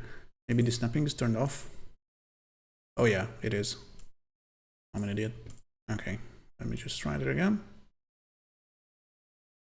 I don't know why this dirt stuff is here, but I'm going to move that as well. I guess this part should be the same for both columns. Not that I'm planning on using the columns, but I'm just going to do that. And I think I can possibly copy this. If I can. What the heck? Okay. And paste it right here. And here. Right.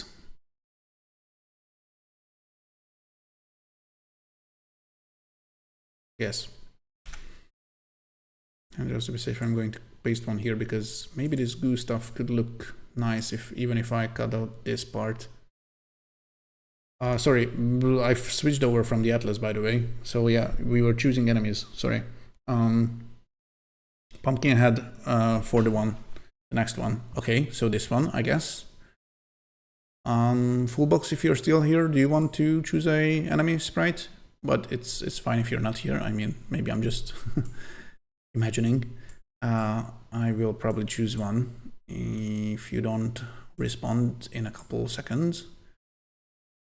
I kind of like this red character with the little bubble header. I don't know what it's called, but it's cute and terrifying at the same time. But I'm going to start importing the pumpkin character first.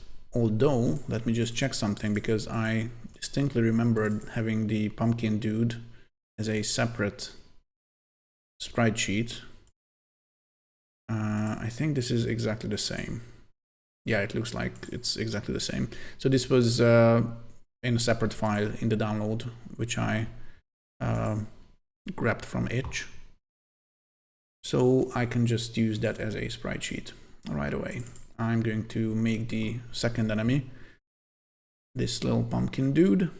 I'm just going to grab the sprite sheet right here, say import from sprite strip. I'm going to replace the entire animation. I'm also going to correct the number of frames that are on the sprite sheet because, oh, I don't know why I'm opening it. I already had the window open. So this one has 8 frames of animation, but Construct is not detecting that for some reason. So I'm just going to tell Construct that it should look for 8 frames in the sprite sheet. It's a horizontal direction, definitely, and also only 1 rows, so 1 vertical cell value should be fine. And keep data of replaced frames could also work, because I don't know what I specified in the previous animation, but it should be the same for the new character as well. Okay, I think the size is probably different, but this shouldn't be a big issue. So the origin is right here. I don't know why I went with a centered origin, but I think I'm going to make that change right now. I'm going to say the origin should be at the bottom, and I'm going to apply that to all animations, and I'm going to do the same thing for the rest of the bounding boxes, I mean sprites, billboard sprites. So bottom, and apply to all animations, and do it right here as well. So the origin of the sprite is actually horizontally is centered, but vertically at the bottom. It will be a bit easier to work with because it's easier to select the parent object in this case. And I could just have them positioned at the same position. So right now this position is the same as this one, since they have a different origin. Okay. Although I think I'm going to move them a little further down, so the white part can actually work as a hitbox for these characters. Okay, I'm going to go back to the pumpkin dude. So the first 4 frames of animation is the idle one, and the last 4 frames I'm going to cut and paste right here. And remove these animations. I'm going to check if they look fine or not. They look absolutely freaking terrifying. Nice. I think I'm not going to change the animation speed. 10 frames per second seems to be all right, for me at least, I think. And also I am going to import a third one. And I think I'm going to use this one. I like this little red guy. But if full box turns up, then I will have him choose a 4th enemy, definitely. So for this I will need to edit the atlas. So at first I'm just going to open up the whole sprite atlas by dragging it here and saying that it should be just treated as a simple file. And then using the 16 by 16 grid. It's a little weird, but I'll correct that. So I'm just going to select, oops, what did I do? I'm not sure. Oh yeah, I dragged the origin, that doesn't matter, okay. So I'm going to select, once again, I'm dragging the freaking origin. Not that it matters, but I'm going to set it back to the middle. So now I'm selecting these frames and I'm copying it, or I should just really crop it essentially using this tool. And I will also do some light editing because I want them to stand essentially on the lower bounds of the sprite. So they should just move right here. Good. And I'm going to save that. Save current frame. And this will be enemy 3. And now that I've done that, I can just reopen that file and tell Construct that it should be treated as a sprite sheet. Damn, my PC is so freaking slow. Okay, so I'm going to grab the PNG file that I just saved from the construct editor and drag it right here and say import from sprite strip. Once again, we have 8 frames of animation. I'm going to keep all the settings the same and boom. This means that the settings are kept, that the bottom origin, for example, is also set. So I just need to cut the running animation part, paste it right here and remove the old frames. So that should be it. Whoops, the origin is wrong for some reason. I might have made a mistake at one point. I'm just going to make sure that for all animations it is at the bottom and in the middle. Right, so if now I run the game, then the enemies should, I think, look different a little. Unless I screwed something up. Okay, these are essentially the same still. Yeah, I might have a little bit of trouble, but I think I already know what it is because I encountered that in the while I was working on Shortfall. So when I'm spawning enemies, I'm referencing the enemies family, and I actually opened up a little bug report in the construct GitHub. There's a little repo that you can use for making issues if you find any bugs, and there's a separate one that you can use to make feature requests. So the problem is that since I have the enemy object in the enemies family and I'm spawning something during runtime and I'm referencing the enemies family, this template thing is not working. But if I change that enemies to enemy, then it should work for some reason. because the templates exists on the object type level and not on the family level. But I don't think that makes any sense, because if I'm referencing a template that exists on a object type that is a member of a family, then it should just work, I think.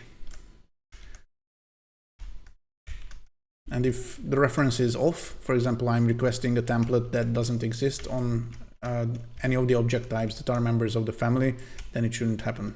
So yeah. But this is fine, I think. So essentially I have 3 different looking enemies, but they all act the same, which is not great, but I can just make some changes. So maybe I want the pumpkin dude to be a little slower. I don't know why, but why not? I'm going to change its movement speed from 180 to 140. And this terrifying red dude should be a little faster, so I'm going to change its speed to 50. Also, I'm going to bump up the damage of this guy to 3 and this guy to 2. And I will definitely need enemies that are actually shooting projectiles, so this is something that I want to do today. So maybe one of these enemies should also attack the player with moving projectiles, so the player will have to dodge them. Yeah, but this should be some differentiation for now. Max HP I'm also going to bump up a little, so this little dinky guy has 3 health points, this will have 5, and this will have 7. For now. So I'm just going to quickly try the game, and if it works mostly well, I'm going to create an export finally and update the version on itch, so you guys can actually play it if you want.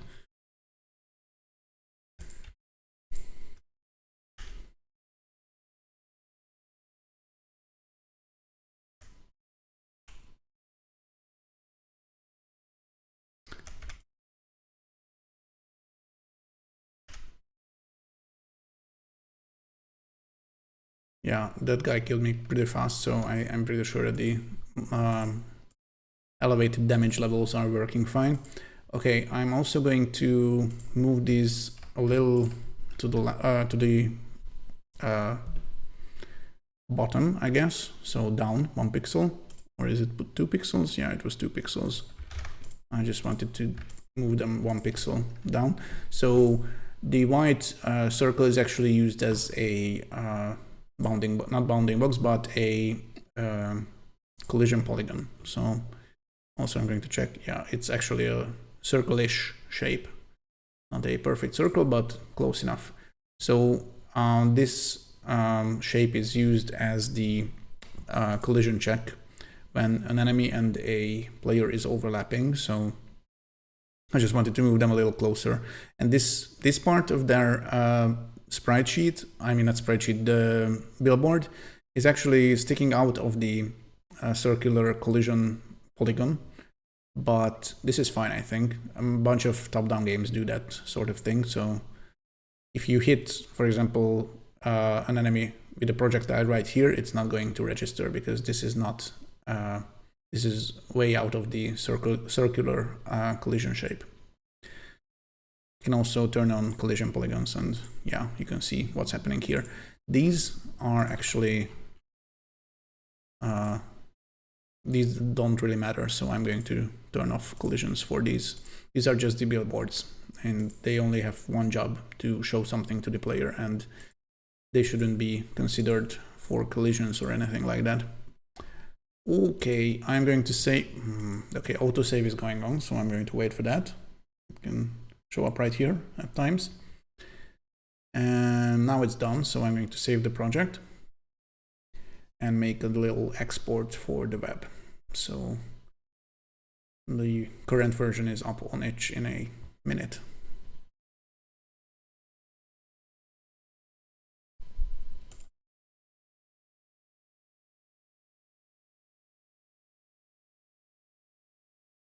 I think I might take a little break, just a couple minutes, go for a breather, and possibly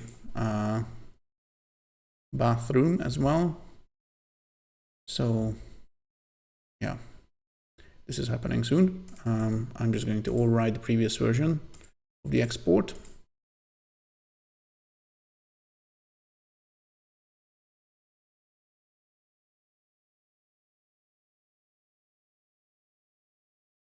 And I'm going to call the little script which starts the Butler application, which is just the official HCLI, and make sure that the zip file gets uploaded to the right each page and to the right channel. Oh, god damn, I just noticed, Flavius, you said that the pumpkin had one and the next down, which was this one. Okay, I'm going to put that in the game as well. And also, I think this one is also on a separate sheet as well.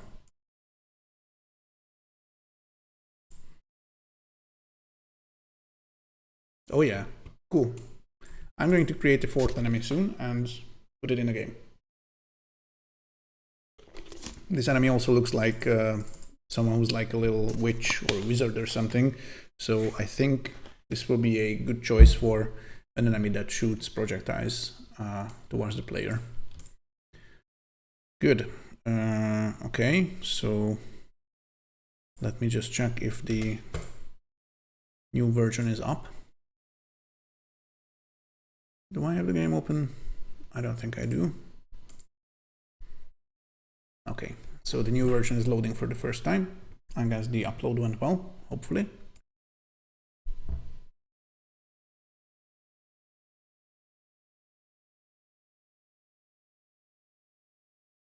Nice. Okay, so if I move around, I will soon find some enemies. Indeed, they are right there. Oh, I forgot to turn off the visibility of the white circles. But I will do that in the next build. I think this is fine for now. That projectile is quite fast, by the way. I don't know if I want it to be this fast. But I will need to add some more projectile graphics anyway, because I want to have enemy projectiles and different projectiles for the different hats. But yeah, oof, this is freaking terrifying. Rar, rar. Good. Ooh, I will need to have sounds as well.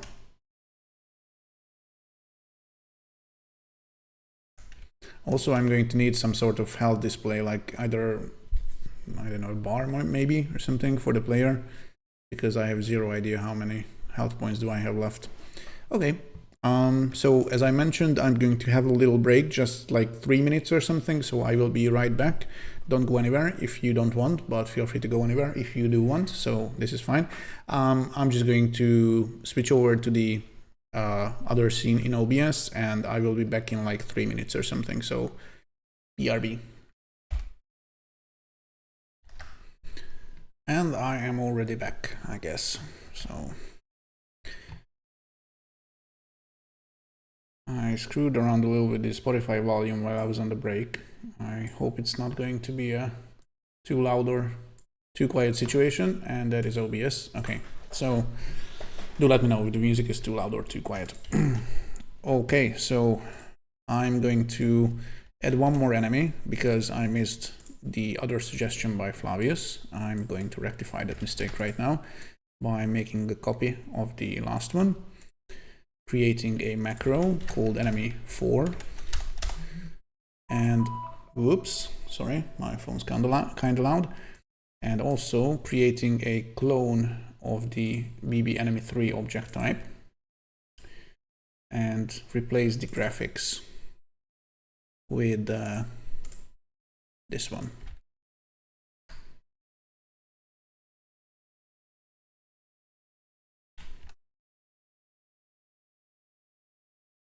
Neat. And these frames should be removed from the idle animation, and they should be added to the running one. I'm going to remove these and close this, remove this, drag this guy over here, add it as a child to the enemy object, and move it to the roughly the same position as the other ones. So this should be enemy4, and also I just need to make a change to the spawner stuff. So the new template is actually used, is considered. So yeah, this should probably be it. This was the fourth enemy type. As you can see, it's pretty easy to add a new one once you have at least one, or at least two to be exact, because you do need the template logic stuff. Yeah. Okay, so I'm just going to wait to see if one of the enemies looks like the new sprite, just to be sure.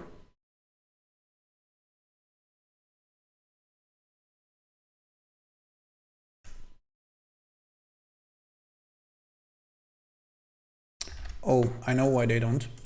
Because I think I forgot to... yeah, the template is wrong. So right now, this bunch of green stuff is because this is in replica mode and not template mode. So now it is in template mode, and I'm going to call it enemy 4. I forgot to specify that. And now it should work. Flavius sent a video on Discord. Because of my weird current setup, I can't check it right now, but I will check it just as soon as I finish streaming, if that's all right. Some enemies animation gets stuck, and also sometimes the player, although feel free to link the video in the chat and then I can open it and check it on stream. The problem is that I just can't access Discord right now. I'm slightly terrified of showing Discord on stream. So, oh yeah, something is wrong. But I know about streamer mode and stuff like this, but I just don't like running it while I'm streaming. So this is why I'm not doing that. But if you send the link, the direct link to the URL, then I can just open it. Oh yeah, 1 second, and I will do that. I think the origin might be wrong or something. Oh yeah, for the running animation, the origin is once again. I'm not sure why, but it got changed to the center one. So I'm just going to say apply to all animations, and now it should be fine. Also, I'm going to quickly check the link you sent.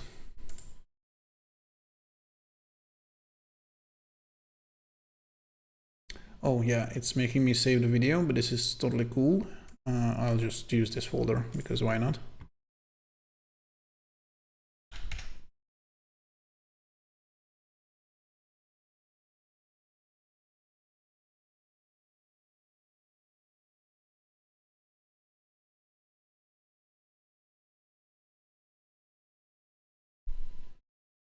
I thought for a second that you were sending me a video of your game. Right.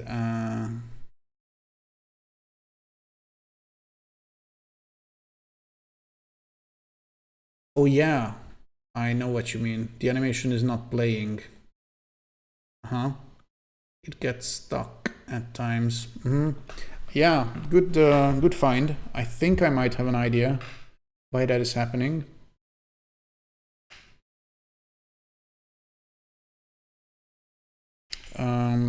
Let me just check the situation. So right now, the action that changes the animation is running constantly, and I'm using this current frame stuff to make sure that it doesn't restart every time I change the animation, but this is not really necessary anyway. So I can just essentially change the animation frame when the player or the enemy is moving or stopping, and not change it every time at every tick. So I think I'm just going to change things up a little, and hopefully it will work. Hopefully it will fix the problem. So I can probably do something like, if the player is moving, this is the condition that checks for the current speed of the A direction behavior. So I'm going to check if the billboard is playing the anim idle animation.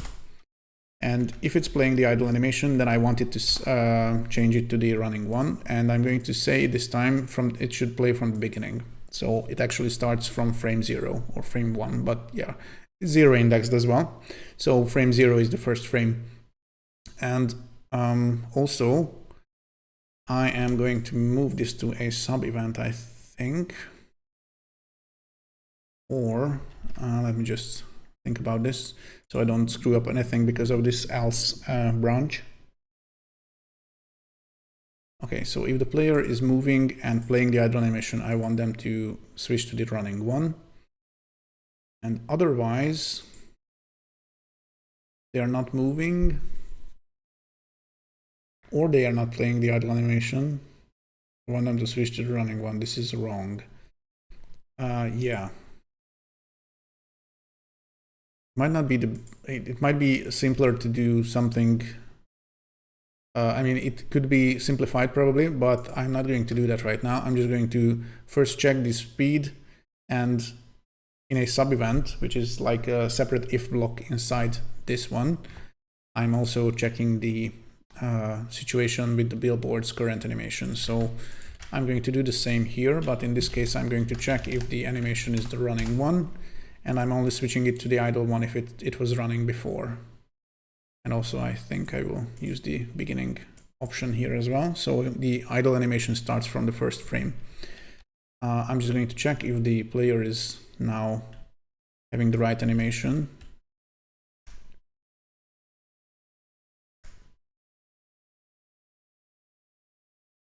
Looks okay, I guess.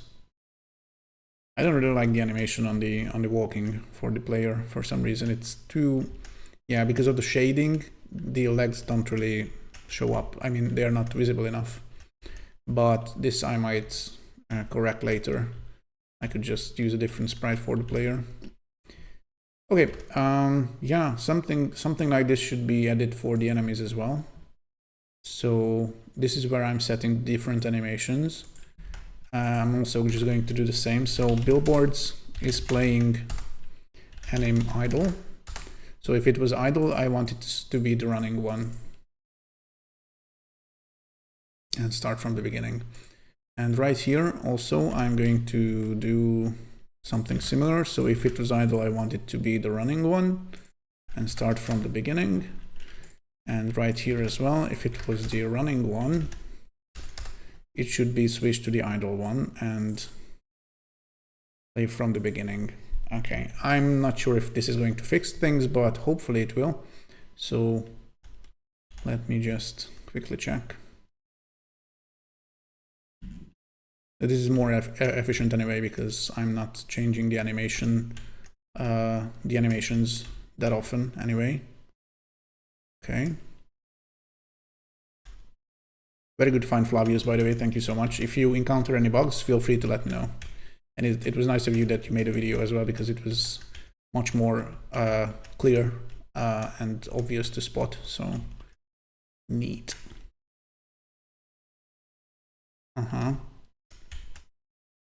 What I don't really like is that the enemies are, okay, not at this time, but previously it was a little bit synchronized.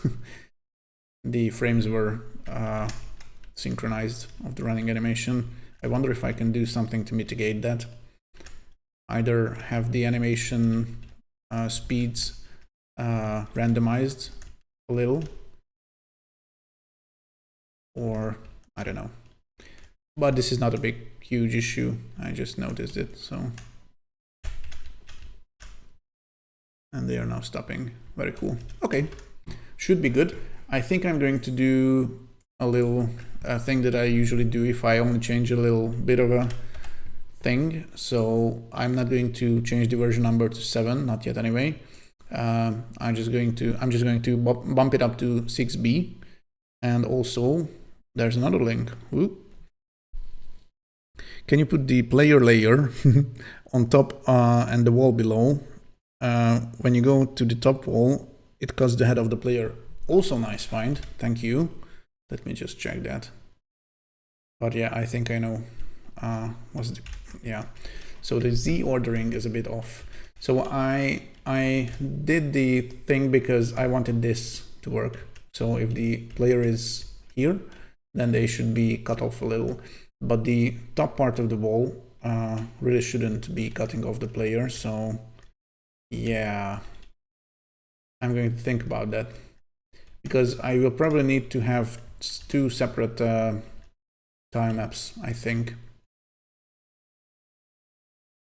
Yeah, this is also a problem. Because Z ordering is pretty easy if you only have sprites, but when you have tile maps, then it could be trouble. So good find. Also, I'm guessing the second link is demonstrating this, but I'm going to open it anyway, just to be sure. Oh yeah, yeah. Okay, I'm going to make a note of this right here. Player versus, or not even player, I'm guessing the enemies have the same issue.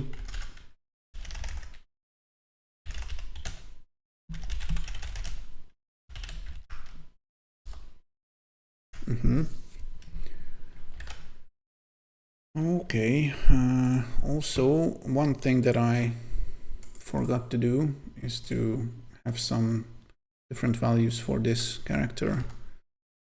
I'm going to say damage be, 3 is alright, and max HP I'm going to set to even higher value, just so they're a little bit different. Okay.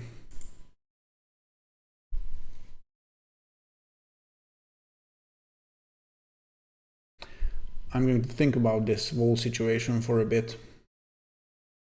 Because if I just move the walls layer to here, then it's the opposite problem. This is fine, but this is not. So what needs to happen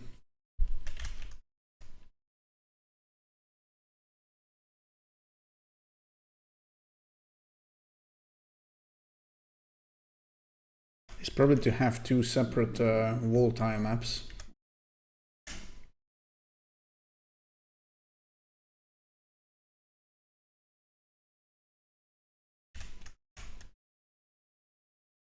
I'm just going to think about how it would be the least dirty way to do that, because I can only think of not so good practice ways to do that, to tackle that situation.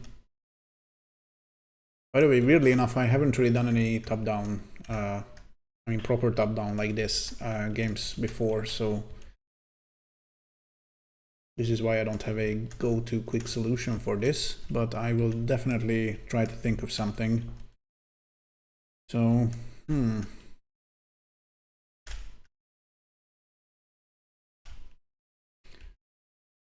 A very cheap fix would be to disallow the player to overlap right here, I guess. By changing the tile maps, the wall tile maps collision polygon for these tiles. So essentially these ones.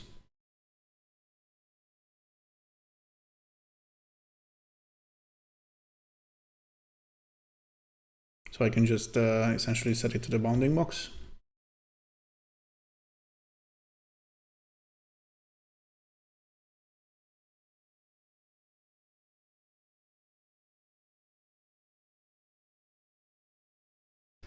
But I'm not sure if this is going to look good or not. I kind of like the little overlap, but of course the correct one.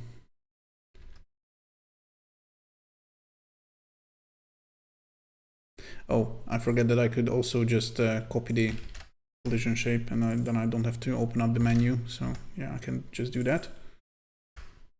Boom. And also for these. Oops.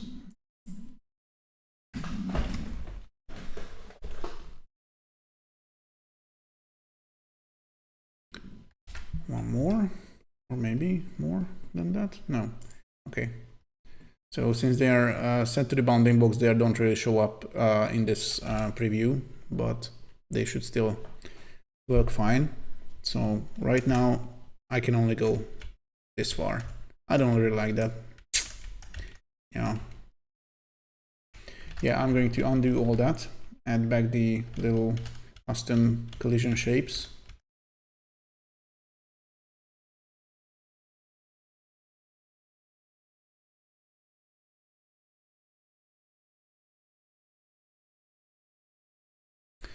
Okay, and now I have the layer order restored as well. Okay.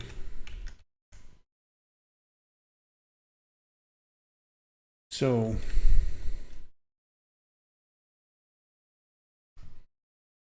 I move the walls back here. This means that I can walk on top of these walls, which is not great, but maybe I can have a copy of just half of these tiles and have them on a separate layer, like walls 2 or something, walls top, and they should overlap. I mean, they should be on top of the main layer, which contains the player as well, and this could work, I guess.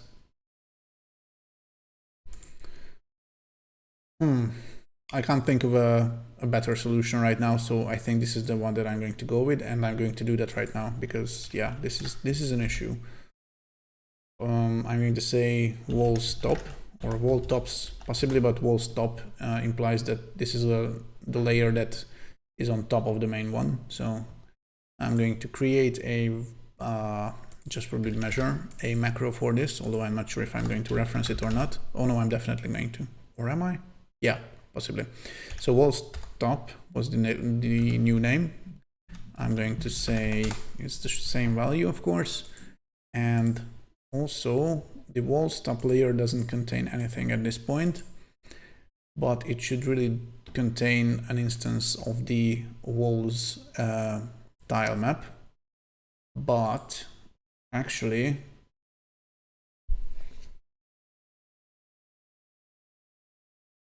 yeah, I'm going to create a clone of this. This is not the best solution probably, but I don't have a better one, as I mentioned. So I'm going to say walls top for this instance as well. And I think I'm just going to change some things about how the tiles look actually. So this time I should go here. I'm going to set its position to the same as the other one, although it's quite possible that I'm not even going to use this instance, but I'm going to create one during runtime. I'll get back to that. So what needs to happen, I'm just going to disable the layer just to check one more time how it looks now. Right, so for these layers which have the wacky collision polygon, I actually need to cut off the bottom part of the tiles to make them transparent, I think. And then I can just have the same tiles on this second instance, and they should overlap the player sprite and everything else on the main layer. I mean, this is really not the best solution to do that, but once again, this is a freaking jam game, and hopefully it will work. So, I mean, this solution. So, if it will, then I'm definitely going to leave it at that. So I'm just going to cut off these. Am I doing the right part, by the way? I think so. Yeah. Okay.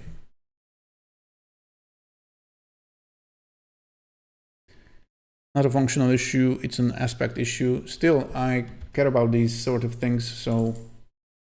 And also, if you make any top-down game, you are encountering that issue because, yeah, this is just how top-down games work because of this weird camera angle. So I think it's... even if this is not the cleanest solution, I hope that this, you know, as this is a solution that will hopefully work, then, you know, I'm providing one option to anyone who's watching this.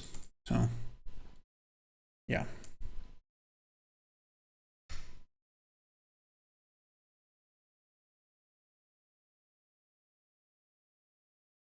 Okay, so now I cut all these tiles in half.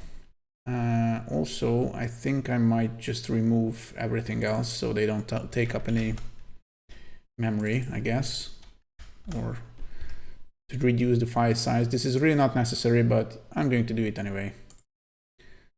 So I'm going to cut off these parts completely.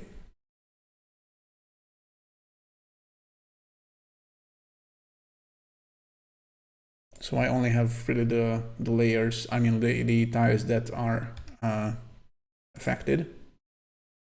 And right now I can just probably check if it's working.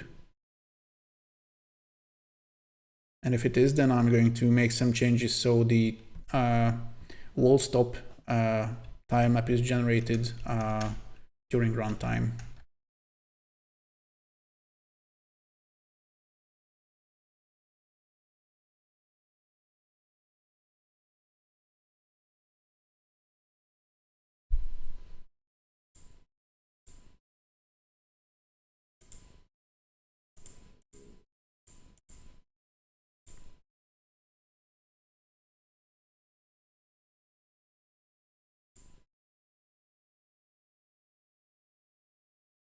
I mean, I don't have to check in the interactive bit, but yeah, why not? Interactive is if you want to capture, for example, mouse input on a layer, but I don't really want to do that.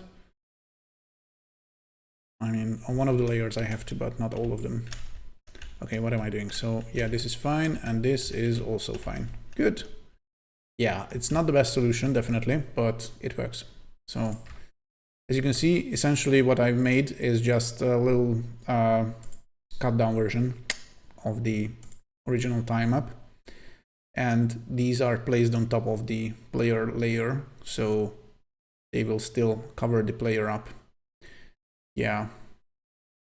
I don't even have to have solid behavior on this object type or physics or anything. So I'm just going to remove those from the wall stop object. And also I am going to clear the whole tile map right now. So to do this, I'm just going to make a little selection and use the eraser function. So they are all gone. And I'm going to set the contents, I mean the tiles of the wall stop object by copying everything from the walls tile map to this one during runtime. And this means that if I make any changes to the walls tile map, and I will definitely make some changes because, you know, these are only temporary walls right here, then I don't have to make the same changes in the wall stop tile map in the editor. The game will just recreate the same tile map on the wall stop tile map as well. Oof, this was a great sentence. So I think we have some initialization stuff right here. So what I also need to do is to have one for the wall stop object. Now the big question is that when the wall stop object is spawned onto the yeah, I know what I'm going to do. So the wall stop object is actually going to be removed from this. I'm just going to resize it a little, give it like a little, I don't know, 32 by 32 size, it doesn't really matter. And I'm going to cut the one instance from there. And instead I'm going to add it to the object templates layout. So what I want to do during runtime is to have a little initialization function for the walls object, which I'm going to add now. So for walls, I'm going to create a custom action called init. And of course I will need to call that as well. So walls created walls init. This is exactly the same as I did with the other stuff in this event sheet. And this init function should actually spawn the wall stop object on the wall stop layer and set its contents. So yeah, I think I might even need to, I might even have an option to copy it using a single action, but I'm going to check that. So when the walls are created, the walls object, which is the tile map that contains the walls that I can draw in the editor, I want the walls object to spawn something, but this is not possible because this is not a sprite. So I'm just going to have to use the create object system action and say wall stop object should be created on the wall stop layer. The X should be the same as the walls object's X position, whatever it is. And the Y should also be, if I could type, god damn it, should be walls.y, of course. And I also need to change its size to match whatever the walls object's size is. So I'm going to say walls top, set size, and say walls.width and walls.height. So yeah, and now I just have to copy whatever ties are on the walls object to the walls top object. Now, how do I do that? Because I have I could probably do something like this, set from JSON. Or what else is here? Because there was like some load stuff. Yeah, this download and load action should be probably the one that I use, because the set from JSON might also contain some properties that I don't want to copy on a different object, like UID or whatever. I am not so sure what it does, but still, I think the JSON load and download stuff should work fine. I just hope the download doesn't really do anything weird, like actually downloading a file or something. God damn it, it really does. Okay. Load times from a JSON string. Okay.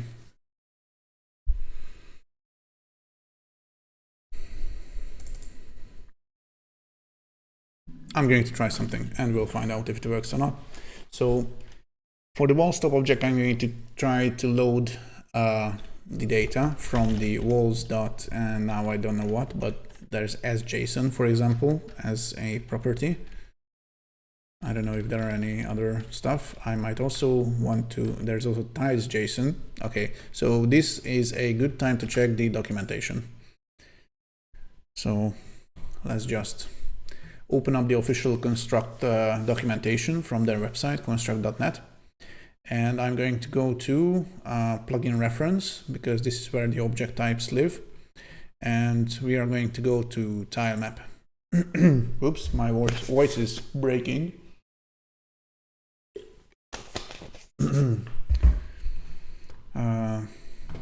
Right, so I am going to look for JSON on this page. So ties.json, retrieve the tie data in JSON format, which can be loaded in again using the load action. This differs from the built-in as.json expression, which returns the entire object state, including position, size, behaviors, while ties.json returns only the tie data. This is exactly what we need, I think, because I really don't care about any other state stuff like position and size. Behaviors I definitely don't want to mix up, although it probably shouldn't cause an issue because it doesn't have the behaviors as the walls object, but never mind. Although the position and size thing could be fun, because I can probably then skip the this action, but this is all right. I think I'm just going to go with walls.ties.json and see if it works or not. So the time map should be loaded from the walls object to the walls top object, and that's it. I'm going to run that now and check if it's working or not. Good, also good, done. Thank you, Flavius, for the bug report, and yeah, this should be now fixed.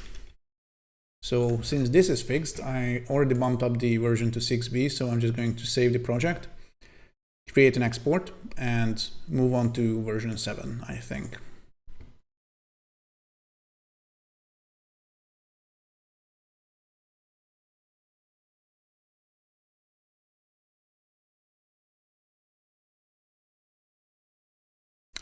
Right.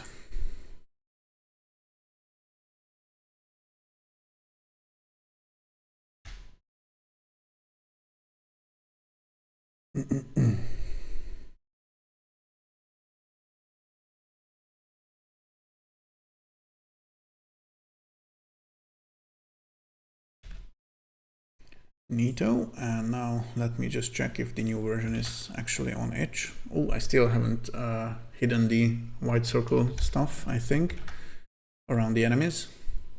Although it's probably good to keep it in there to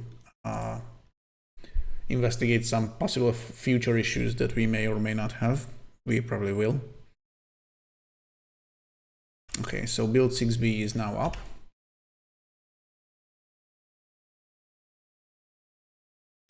Enemies are fine.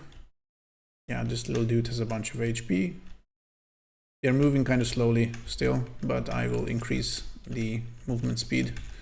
So yeah, the plan actually is to have features and fixes added to the game on stream, and then I will probably do some work on the game off stream, but I only want to do things that are just have to do with level design and balancing, and that's it. Although it's quite possible that I find some bugs or something, but if I do anything functional off stream, I'm going to talk about it the next time I'm streaming development of this game. So yeah, I don't really want to do anything substantial off stream.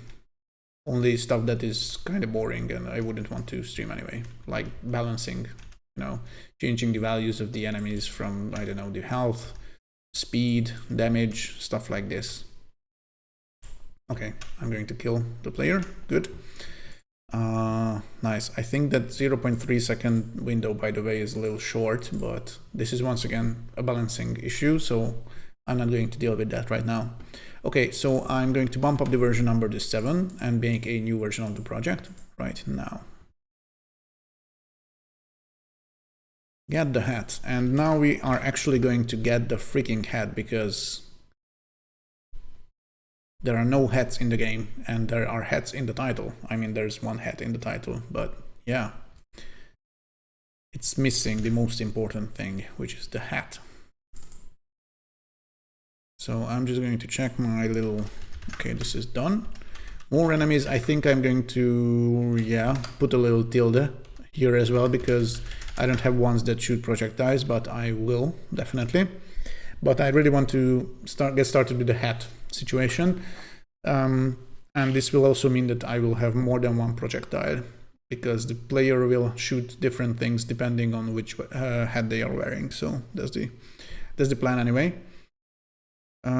Yeah, I think I'm going to get started. So the hat situation, let's just check some assets. So I have this player sprite sheet that I generated using this tool, and I also exported one version of this where the player is wearing this little magenta hat, and also this other one, which is like a bowler hat or something,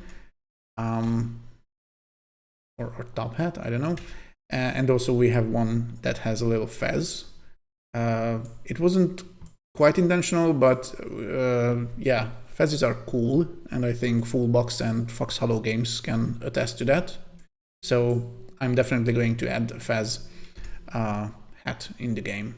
So I'm just going to cut these hat sprites from these animation sheets, and I'm going to put them on a different object and have that object stuck to the player's head, essentially, at a certain image point. So if they are moving around and also they are bobbing a little in the idle and the running animation, as you can see, the hat is moving up and down a little.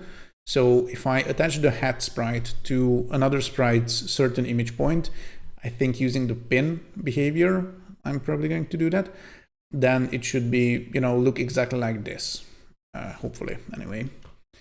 And then I don't have to worry about having different baked-in hat sprite sheets for the player, for example. I really want to avoid that, because essentially a hat is just something that you put on top of the player sprite, and that's it. So let's just go back to construct. I'm going to go to object templates. And also, I think it is high time that I move my player from this layout to the object templates layout. So I'm just going to copy this, select this and press Ctrl X to cut it. And I'm going to paste it right here. So this also means that the player is not in the game anymore. So if I run it right now, it will be a little dull. Nothing happens because there's no player. We need to create them during runtime. And this is also something that can be useful if you want to, for example, have the player die but have like multiple lives or something and you want them to respawn. Then you can just call a spawn custom action, for example, multiple times during a run and have the player spawn.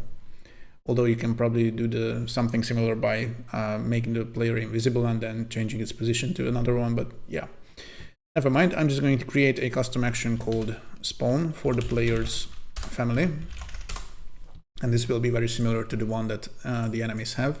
So similar that I'm going to copy, for example, the X and Y position parameters to right here. I'm also going to move it to the top. This is just something that I do usually, or like most character objects. I have one custom action called spawn in it, possibly one for handling input if it's a user-controlled object, and then tick. So these are just the usual custom actions that I have in any game. So spawn should happen, and this just a classic create object action. I'm creating a player, although there are no templates, so I could probably get away with using the player's family reference, so why not? I'm going to create the player on the main layer. I'm going to use the X and Y parameters of the custom action to specify the starting position.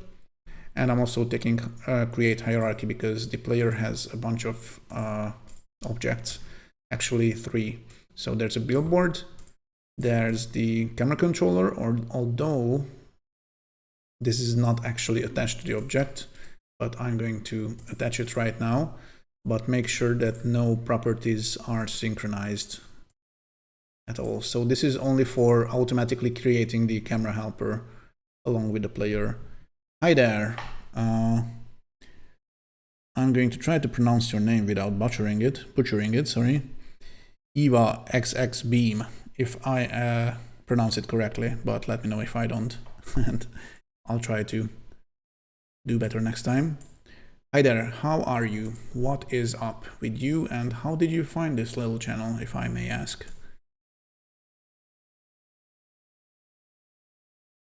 Meanwhile, I don't remember where my player sprite was. Okay, there it was, good.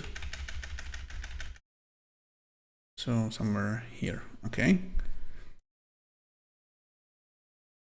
Also, my player billboard is having the origin set to its center, so I'm just going to do it consistently with the enemy billboards, and that is to have it at the bottom and the middle and apply it to all animations.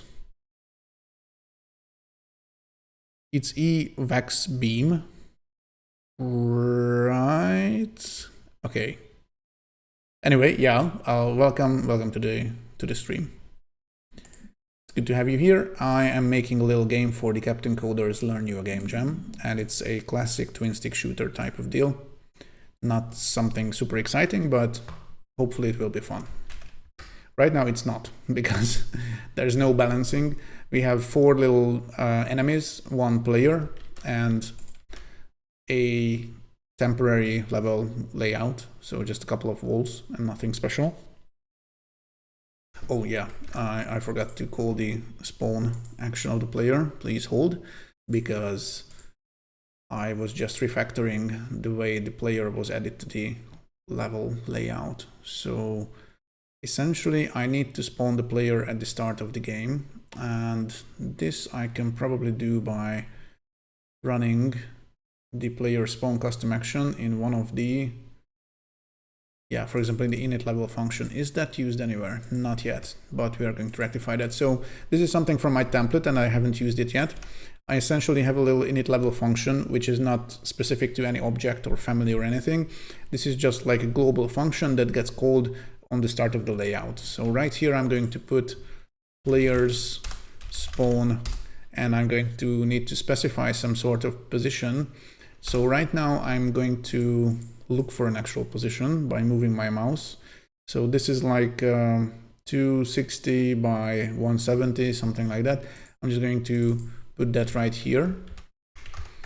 And this will probably change at one point. I will probably have the player spawn in the middle of the layout or something once I have a proper layout, but right now I don't, so this should work fine. And I just need to call the init level function at the start of the layout, which I will do right now. I put the onStartOfLayout event in the eCycles sheet, so start of layout and init level. I'm going to move it to the top. Found it just by looking in the SAGD cat and picking the English. Sorry, I will have to digest that sentence. So software and game development category, right? Okay, sorry, I got confused a little, but now I completely understand. By the way, do you have a website I could use to code because I'm new to coding? That depends. What exactly would you like to make? I mean, do you want to make a game, or are you after just generic programming experience, or possibly web development? I'm a web developer, by the way, but this doesn't mean that I can't recommend you anything else. But so what sort of coding experience would you like to gather a game? Right. So do you have any prior programming experience at all? I mean, even, just like something super simple. Have you learned a language or started learning a language even like years ago or something? So do you have like a preference toward the language? This is what I wanted to ask anyway. No, that's good because this just means that the possibilities are endless. So if you want to make a game, I would probably suggest something like the engine that I'm using, because this is an engine that I started using like 3 or 4 years ago. Essentially, the first encounter was that I was working as a kind of a teacher at a little community. I don't even know the correct, but it doesn't even matter. So I was teaching like young kids, primary school children, about programming using this. So this just means that it's pretty easy to pick up. This one is called Construct 3, by the way, but there is a little downside to using this, and I'm not going to hide it anyway. So editor.construct.net is just a website that you can open, and you can essentially create a project and have a really familiar interface, because this is exactly the one that I'm using right here. So Construct runs in the browser completely, which is neat. You don't have to install any applications or download anything. I mean, technically you're downloading this, but it's so freaking quick that you don't even notice. And Construct is very visual. So there's like a level editor. For example, let me just show you how to make a tile map based level, for example. If you set up auto tiling, or if you don't set up, but find a project that also has auto tiling set up, then you can just draw walls like this. You don't really have to worry about the different types of wall sprites that are right here. So it's pretty easy to get started, and it just works. And also the programming thing happens in so-called event sheets, which look like this, for example. So if I select this first event, all events are comprised of conditions and actions. So essentially you tell the game engine, do this when this happens. So events are also always just made up of these two parts. So for example, if you want to call the init level function, which is just a separate block of code, essentially, at the start of the level, then you create an event that says onStartOfLayout, and you put a little action here that says call init level, and whatever is in init level will be run whenever the layout starts. Or another example, for example, every 2 seconds I want to do something. So when the game is running, every 2 seconds I want to have the enemies spawn at a random location. And this is it. So this is programming, but you don't really type any code. I mean, not a lot, because of course you are going to type code right here, for example, but this is pretty easy to get started with. However, the problem with Construct is if you are on a budget, then you're probably not going to have a good time, since Construct is a paid engine, and although there's a free version that you can try, and I highly recommend trying it, you will run into limitations pretty quickly because you can't create too many events, for example, or if you have many layers in your game, which are just parts of your game's visuals. For example, I have 1, 2, 3, 4, 5, 6 layers in this game. Some of the walls, the players are on different layers, etc. In the free version, you can only use 2 layers, which is a little bit limiting. And even if you make an account, a free account, and you verify your email address, you will only be able to create 50 events in your game, which is, once again, quite limiting. But you can give the engine a go. It has a bunch of tutorials. There are a bunch of examples. For example, once again, I said example too much. Let me just go back to the editor.construct.net website. This is where we started. And in the bottom right corner, there's this browse examples part. And there are a bunch of examples that you can click and run and also open. So for example, if the physics puzzle is something that you might consider making, or physics catapult is a good example if you want to make something like Angry Birds, for example, you just press the play button. It will start loading the game. My PC is super slow, by the way, so this should happen faster probably on your machine. And then you can just screw around. Oops, wrong direction. Boom.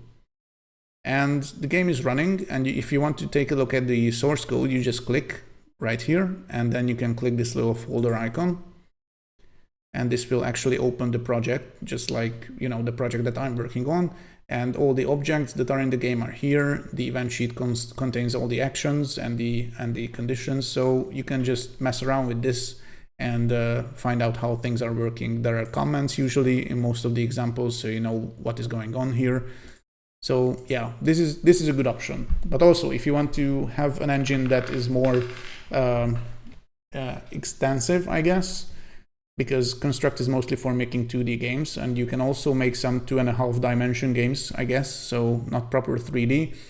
But yeah, so it's quite limited. But if you want to have an engine that has more possibilities, including 3D, I heartily recommend Godot. And it's also good because Godot is open source and free. So the other option is, of course, this. I'm guessing that you heard about Godot because on Twitch there are a bunch of people who are streaming Godot development. Also, let me just check chat. Well, I do have experience in coding, but I don't know any language because I use Scratch. Right, okay, so Scratch uses blocks. So I'm just trying to remember which engine was that also uses kind of similar blocks. I think it was Stencil. The situation with Stencil, I don't have a lot of experience with that, but I think it's probably freemium. So you can probably make games using the free version. Yeah, and you can have them published to the web, so you can make web games. But if you ever want to make desktop games, for example, if you want to sell your game on Steam or something, or maybe make a mobile version, then you have to pay $100 or $200 per year.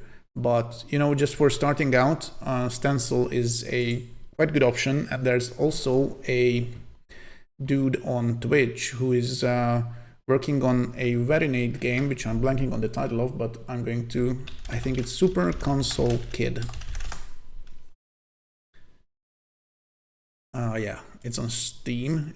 He's been making this game for like 10 years or something, and it looks absolutely freaking amazing. It's a retro pixel-based game with an open world, and it's platforming, and it's adventure and everything.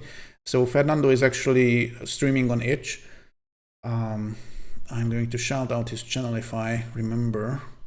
And you can, you know, pop in and see how he's making the game, because he's using Stencil to make this game. So the good thing about Stencil is that it will be very familiar to you if you use Scratch. I'm not sure if there are, oh yeah, I navigated over. Okay, so as you can see, this is very similar to Scratch. But Stencil also has a little better, it's more game oriented, I guess. So you could probably make some more advanced things with Stencil instead of Scratch. But if you're looking for proper programming, like writing code, then I really recommend Godot. So what is the website? You mean the Stencil website? Then it's stencil.com. I'm just going to copy that in chat. And just for good measure, I'm also going to link the Construct editor as well. So if you want to give that a go, it's quite different from Stencil and everything else, but if it clicks with your brain, then you know you're gonna have a good time. But there's the good possibility that you will find it confusing, and then you should just try something else, because choosing a game engine is mostly about preference of, you know, how you think about stuff and how close is the engine in this term. So yeah. Also, I wanted to shout out the dude who makes Super Console Kid. Hello Comics, I guess. I think, if I remember correctly, is their username. But maybe something different. Let me just look for this. Oh yeah. So yeah, Hello Comics. He's streaming every couple of days, so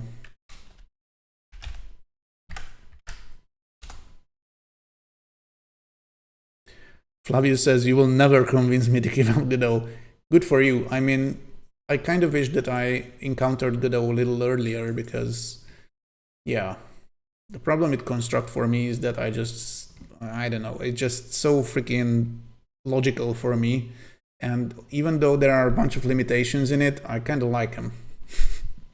But maybe if I started with Godot before I get stuck in Construct, then I would be, you know, a little better off and maybe make different game dev choices, which might be better in the long run, for example, because I don't really see Construct being used for so many successful games, although I'm not sure if, you know, the issue is Construct itself, but still, there are some very cool Construct games that end up on making a bunch of money on Steam, by the way. But yeah, one of them is Pepper Grinder. Let me just quickly show you, since we are on a little bit of a detour anyway. So there are a bunch of games made in Construct on Steam, but Pepper Grinder is definitely one of the coolest one of them. Let me just mute the music. And let's just check the trailer a bit.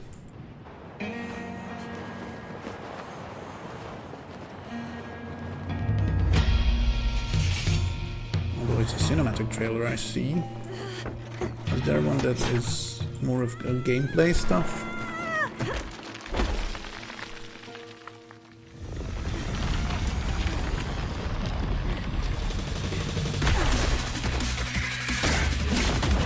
I'm not so sure.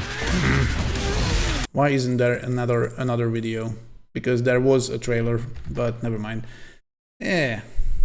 So yeah, it looks freaking awesome. Essentially, you control this little dude who has a big freaking drill, and you can go through walls and dig like little tunnels and stuff like this. And it's a fast-paced action platformer type of deal. Oh yeah, here's a little preview how it looks. It's freaking awesome. And all the sounds and the graphics are amazing as well. The art style is tops. So yeah, this was made in Construct, for example. It's a really neat game. I haven't bought it yet, but I will probably at one point. So also, there was a question. What does it want me to put in when it says, what is the name of the site? I'm not quite following. What part of, I mean, what? Sorry, what are you talking about? What is the name of this site? Are you running Stencil and it's asking you something like that, or maybe I'm confused?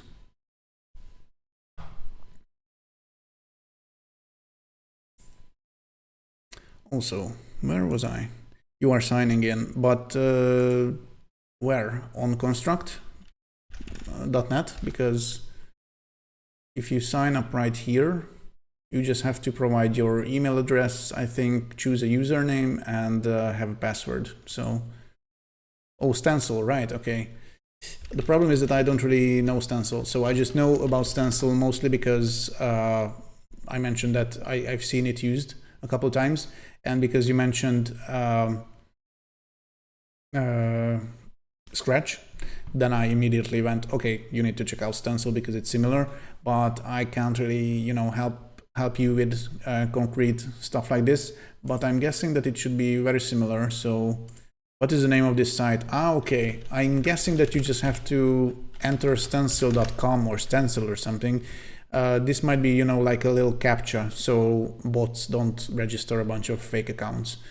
Yeah, I'm not quite sure why they don't use a proper captcha, but I think if you just enter Stencil or stencil.com right here, then it should work. But let me know if it doesn't. It's a weird question to ask on a sign up form. Very weird indeed.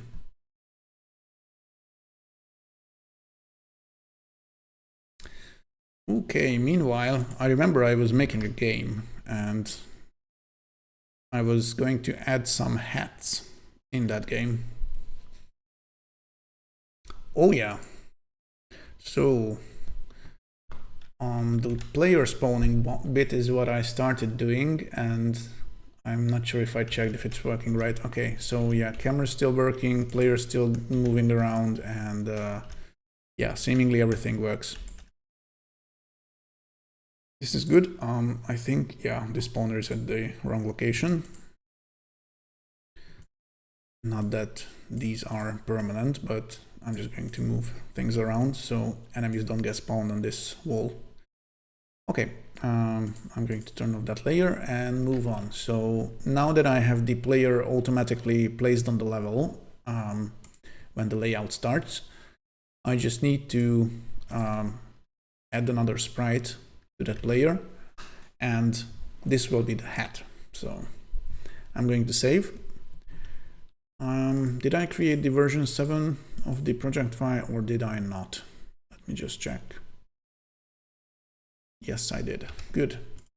So what we need to do is create a new object. This object will be a sprite, and it should really be this little hat, for example, or this one. Possibly this sprite should contain all the hats, I guess. So I'm just going to drag this PNG file to right here.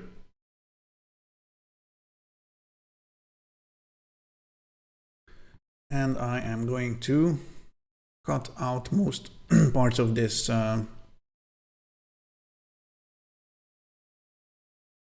this frame. So essentially I just need to have the hat. I'm going to crop it, and I'm also going to remove these parts. So it's just a hat and nothing more. For now, I'm going to make a tight crop, but then I might add some more padding around it.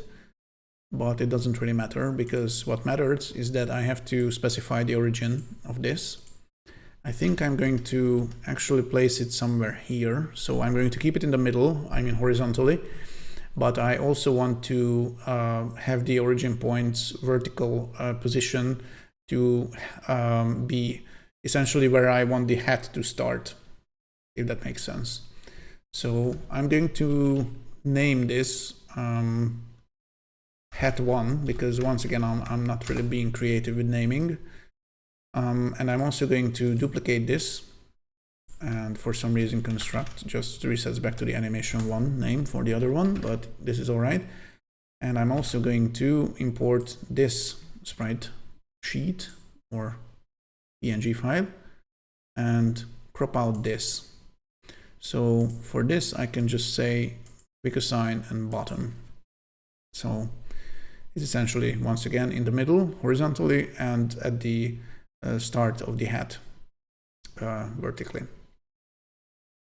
And I'm also going to say, no, I think I'm going to name these differently. So I will name this wizard hat for some reason, and this will be top hat, And the third one will be Fez. And this sprite is also going to get imported. And I just need to select the little part of the head that is the Fez. Crop it. Maybe I want to crop this part as well, so the border is also there. And I'm going to set the origin. Now, since the Fez is not centered on the head, I think I might want to manually set it somewhere. Or, oh no, this is fine. I'll just position it later. I'm just going to say this position should be the one. So yeah, the origin is completely different for all the animations, and also the size of the frame, but this shouldn't be a problem. I can just do something like attaching the head to the sprite, to the player billboard to be exact. However, since the player is moving around a bit because it's 4 o'clock, the two nerdy nerds are probably starting right now. But I think I will continue for a little while and then raid them. So also Flavius said something. Apparently you have to communicate with the server via HTTP request, guessing is for easy access from different PCs. Well, okay. Yeah, I missed some things as well. Doesn't work. Let me just try that because it's weird. Sign up. I am going to say Foddy, although it's quite possible that I already have a username here, but who knows. I am going to set a password. For now, I'm just going to put a bunch of stuff here.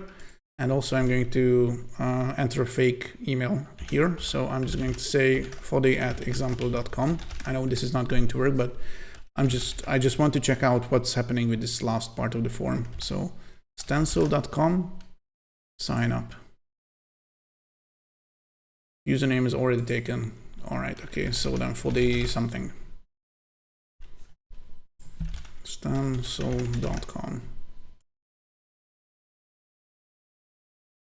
Okay, I think that's what you need to enter. So just stencil.com, all lowercase, and this allowed me to create seemingly a user, although I will not be able to,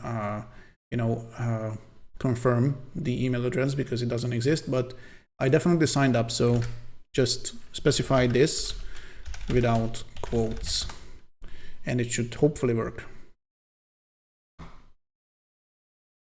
It's very confusing, by the way. I totally get why you didn't know what to do, because I've never seen anything like this in a sign up form before. It's interesting, but I'm pretty sure this is for fighting off bots, because, automated bots that are just roaming the internet and trying to spam everywhere are just probably trying to sign up on this site, and they will just enter some gibberish in the last field or just leave it empty. And, then they can detect that, okay, they are not specifying stencil.com in the last field, so they must be not human. So some people prefer to use captchas. For some reason, stencil doesn't. Okay, so here is the player. They have a little bit of hair, or I don't know what these are, but the important thing is that I want to make a little image point on their head. And this image point will be the same point that I specified as the origin of the head sprite. Sprite, but the different animations. So essentially what I want to do is create a new image point. I'm going to say it should be head, because yeah, it's self-explanatory.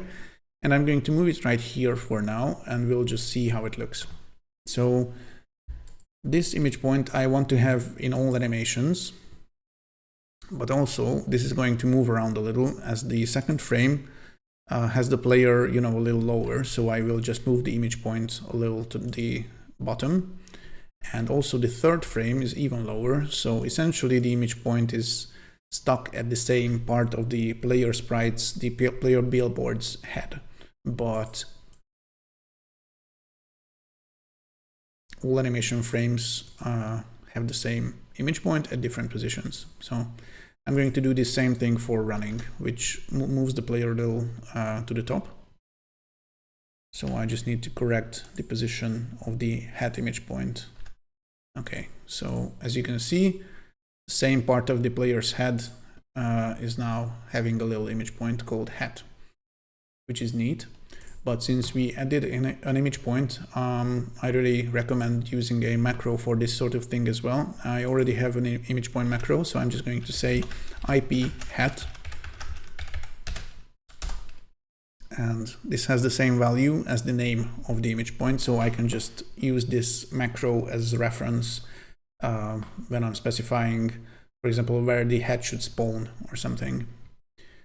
Also, for now, I think I'm going to attach this hat sprite, and I'm going to say hat should be the name of that instead of sprite, of course. And when the player is spawning, for testing purposes, I'm going to spawn a hat sprite as well from the hat image point of the player, and I also try to pin it to the image point of the player that says hat. Sorry, that was just an alarm situation. Hold nerds. Oh yeah, yeah, I will be going over very soon. Yeah, it's 4:05. I just want to finish the hat situation, and I will raid over there for sure. So players have this little init function which runs when the player instance is created. So this is where I want to create, spawn the hat sprite. So I'm just going to say players spawn another object, and this object will be the hat sprite. The layer should be the same as the player's layer, the player layer, which is the main layer, but I'm going to say players.layer name in this case. So if I ever change my mind about which layer I'm spawning the player at, right here, for example, then I don't have to change the layer reference right here, because it will just match the player's current layer. Nice. And image point needs to be specified. I'm going to say IP hat, because this is the image point that we just created. So yeah, the hat doesn't have any children attached to it, so I don't need to take in create hierarchy, although if you take it and there's no children, this is not a problem, of course, but I'm not going to do that. However, what I need to do is to attach the hat to the image point, because the image point will be moving around for one reason, because the player will be moving around as they are, traveling around the level. But also the image point is moving around because the animation, the frames have different image point positions. So yeah, I will need to use, I think, the pin behavior on the hat. So for the hat object, I'm just going to add a new behavior called pin, and I'm going to try to pin it on the player. So hat pin, and you can say pin at distance, pin to object, and also you can say pin to image point. And this is what this is what we're going to do. So I'm just going to say players image point IP hat. I don't really care about the angle, or do I? I think I do care about the width, although I'm not sure if I should select absolute or scale here, but I don't think I'm going to resize the player. However, since we are mirroring the player when they are going to the left or right, mirroring actually works by inverting essentially the width. So if a sprite has 16 width and you flip it, mirror it, then the new width will be -16. So yeah, angle I don't really want to synchronize with, I probably do, so I'm just going to select absolute, and I don't think I'm going to make any more changes to the default ones. This should be fine. I'm just going to quickly test that. Okay, so it's not great. For one reason, the hat is on the player. It's definitely pinned to the player, but this image point thing is not really working. But why is that?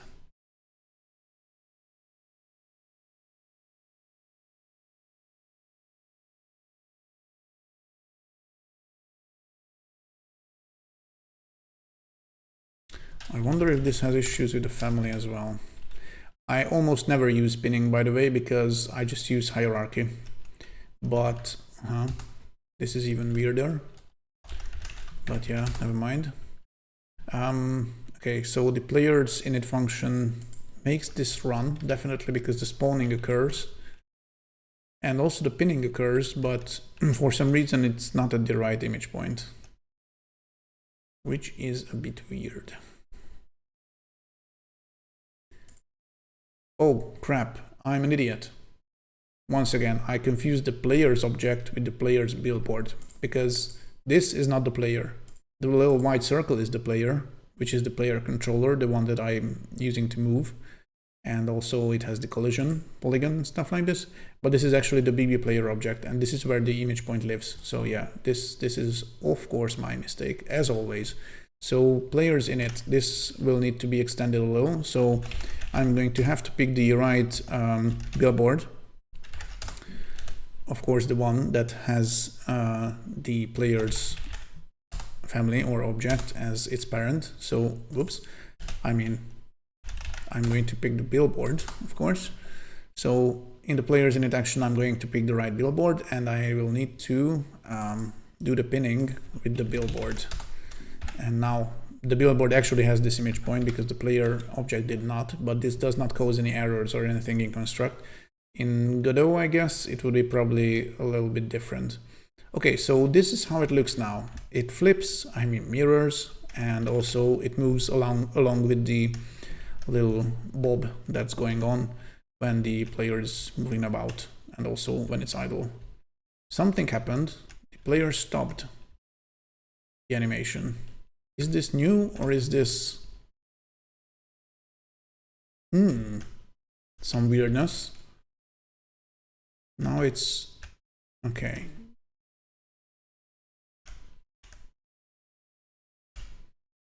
I'm going to guess some picking issues once again. Yeah, the player still gets stuck, and it looks like yeah, the hat the hat remained even though the player died. So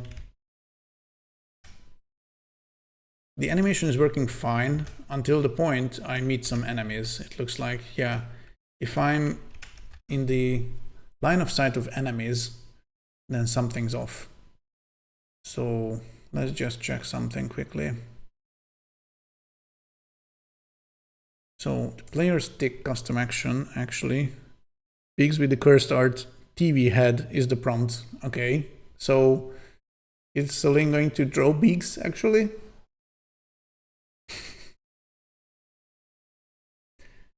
I guess we'll find out. Sounds good, by the way. I guess Mize will have to wait for that turn, because I think they wanted to...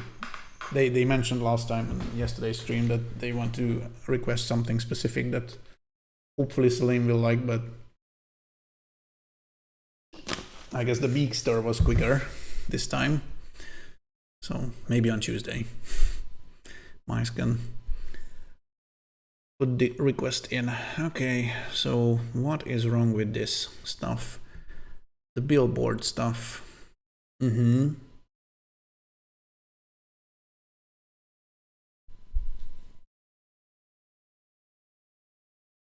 Again, this might not be the issue, but for good measure, let me just do this.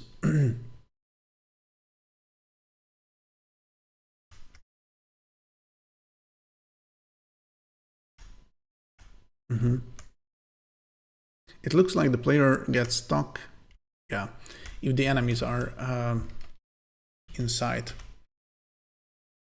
Which makes me think that maybe something actually screws up the player's billboards, even though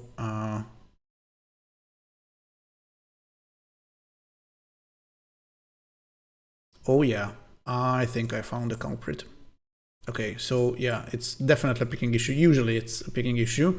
So right here, enemies tick. So this is just the, custom action that gets run every frame for every enemy. And right now it says that those enemies that have line of sight to the player, and then it references a billboard. But the problem is that the enemies have a billboard and the players also have a billboard, and it's not specified which billboard to pick right here. So the billboard just gets picked, by its current animation, so this needs to be corrected. I will need to put something like enemies, pick children, billboards right here. So the billboard that is actually checked for the idle animation is the one that belongs to the enemy instead of just a random one. In this case, I think the player's billboard was getting picked instead of the enemy's.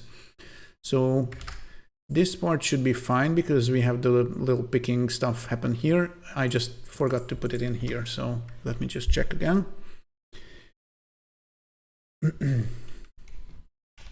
So now if I see some enemies, then hopefully the player won't be petrified and frozen.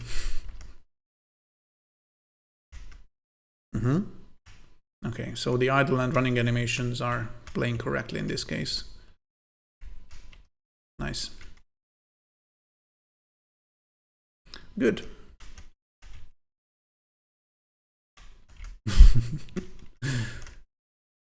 I like this little red guy.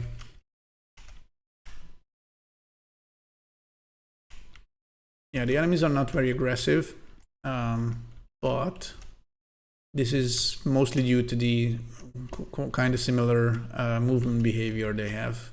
They don't do any pathfinding, for example, and I don't think I will probably do anything like this. So I might just have to design the level. So, for example, things like this don't really exist, where the enemies can get stuck right here and not find the doorway to enter. So I will just probably have bigger doors and maybe walls that are, I don't know, not shaped like this, definitely. So, yeah.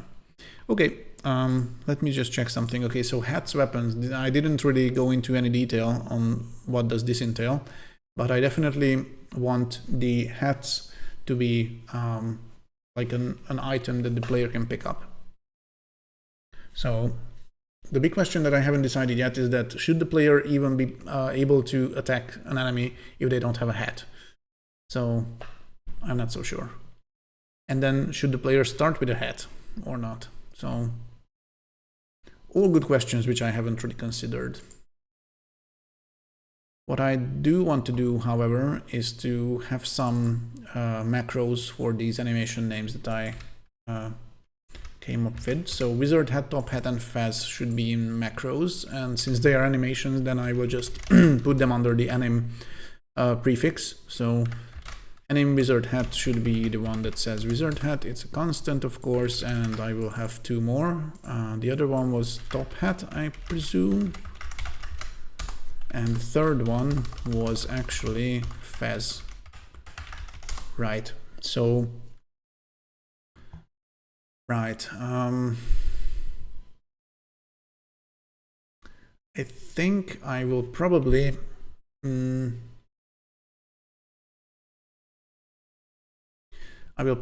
the hat as a child of the player, but I will not synchronize any positions or anything because the pinning behavior does that.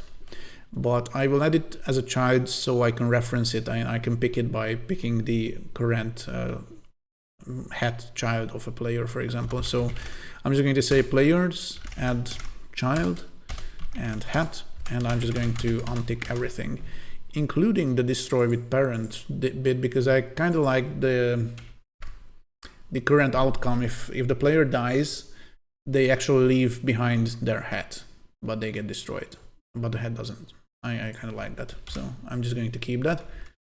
Although we'll need a proper either like a dying animation or like an explosion or something for the player, so they don't just quickly disappear when they run out of health points. I'm getting a little tired anyway, so I think I will probably wrap up as soon as I make the hat pickups work. So right, okay. So hats will also act as pickups.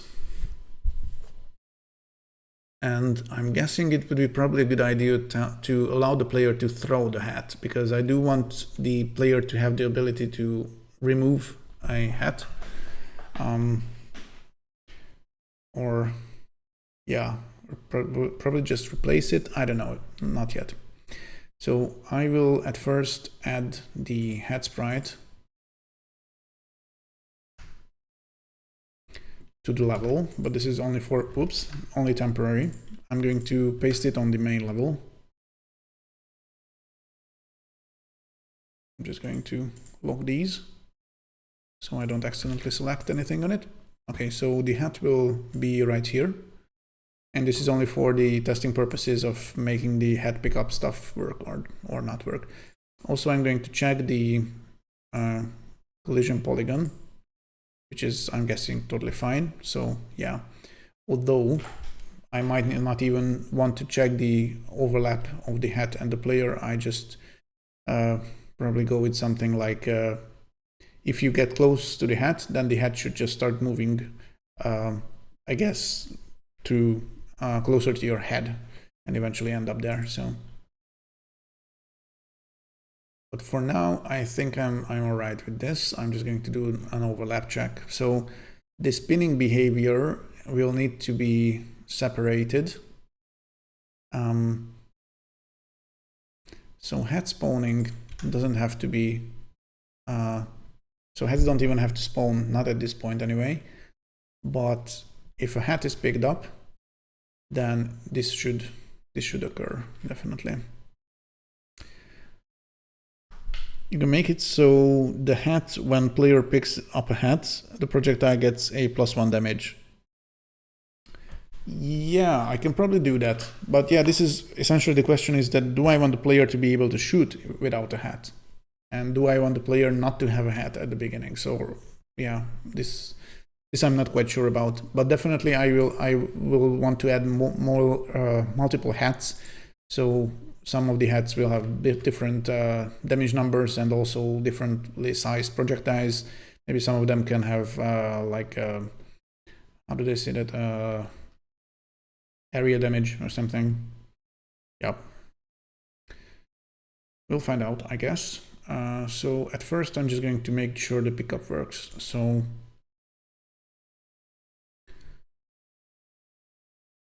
I think I will add a instance variable on the player that stores the type of hat that they are wearing at any one point. So I'm going to call this hat type. It will be a string and it will be empty at the beginning, which means that they don't really have a hat. And also these are essentially hat types. So I'm just going to change their prefix from anim to hat to make them a little more generic, but I will use them in animation names as well. But yeah, so I'm going to say hat types and move these right over here.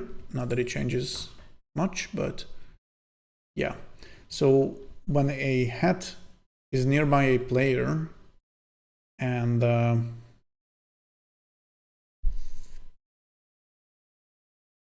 yeah, so when the player hits a hat at first, I'm not going to do the movement thing. So the player will actually have to collide with a hat. So player's collision with another object, and that object is hat. And of course, this also needs to be checked if the player is actually wearing a hat or not. So compare instance variable. Hat type is equal to empty string, which means that if the player collides with a hat and the player is not wearing a hat at that point, then I will have to do the pinning thing, which I really hope I didn't cut to the clipboard because I might have overwritten that. Where was it? Yeah, it was in players. Oh yeah, it's right here. So I'm going to cut this. I'm going to remove that. And for now, I'm just going to paste it right here, but eventually I might refactor this into a custom action or something. But yeah, right now the player should start wearing the hat, but I also need to pick the billboard. So I will say players, pick children and billboards. So the player will have the hat as a child, and the hat will be pinned to the billboard of the player, but also I need to position it, I think, but I'm just going to check how this looks.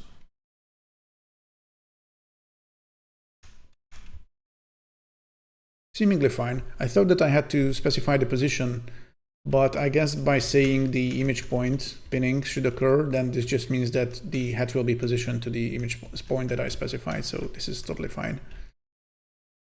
Yeah, this is probably because there's a separate action called pin at distance, and I would use this if I want to keep the current position of the hat and just pin it to the player.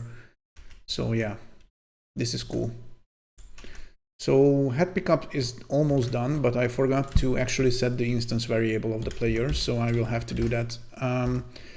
So I create a new action and say players set value, and the value, hat type exactly, will be whatever the hat's animation name is. So I'm going to say hat animation name, which incidentally is the same as the values in the hat type macros. So this should take care of that. And this should also mean that if I add like multiple hats on screen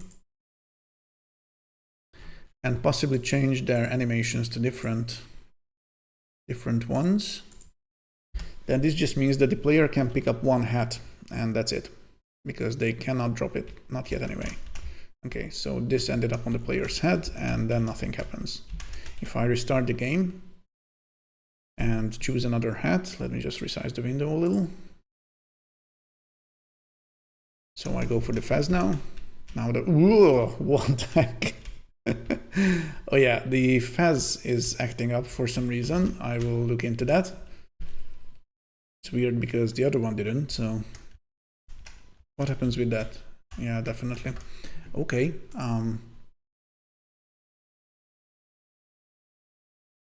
Why is that happening?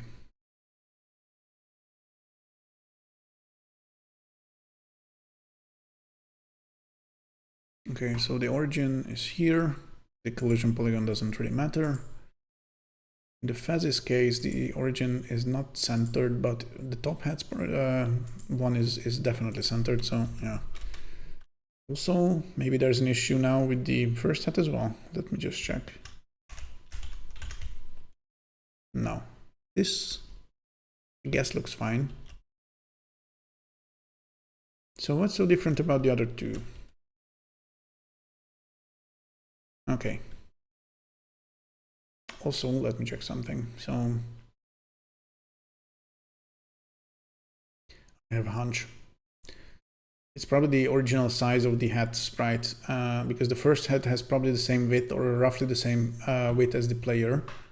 And when I'm doing the pinning thing, where was I? In the collisions, yeah.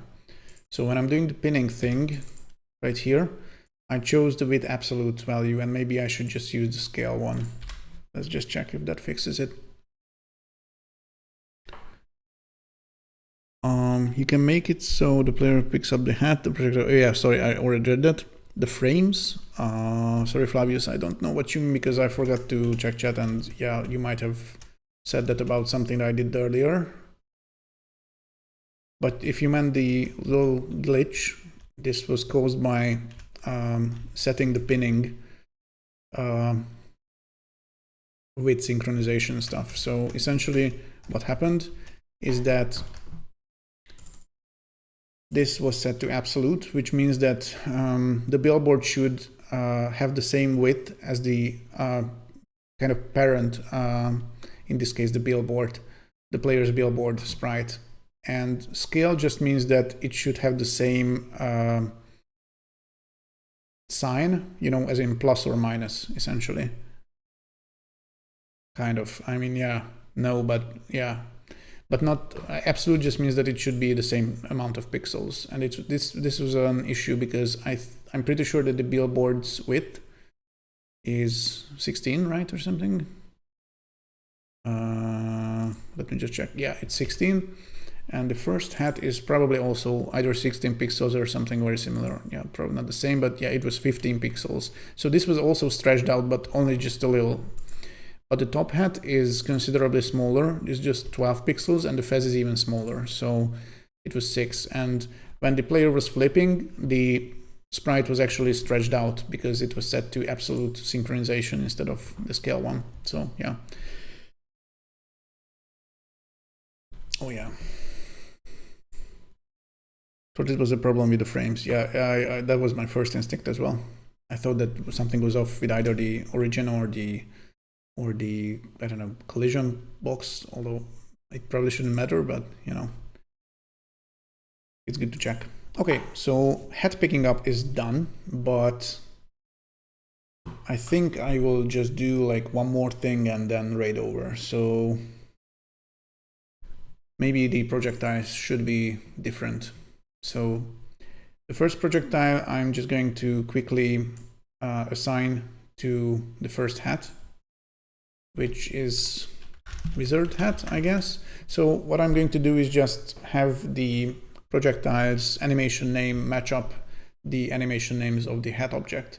So I can just pass it essentially whenever the player is firing. Then since the player has the hat type variable set to whatever hat they are wearing, I can just grab what is in this variable and use it as the animation name for the projectile that is being spawned, I guess. So I'm just going to duplicate this projectile and import some other projectiles, so like 2 more, and I think I'm going to call it a day for now, because I am getting freaking hungry as well, so.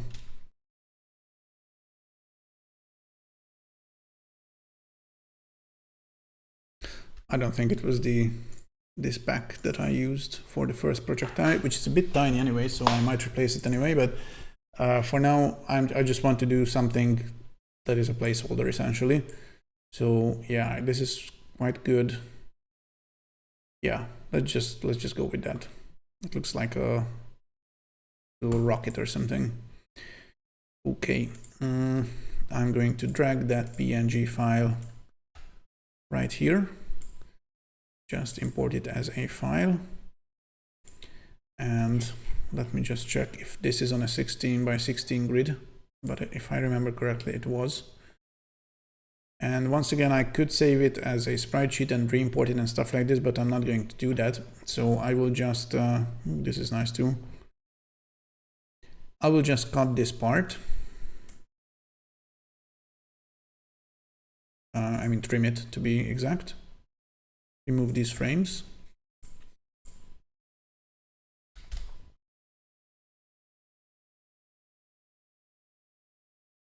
And essentially, I'm just going to duplicate these and cut out each of the frames and be done with it.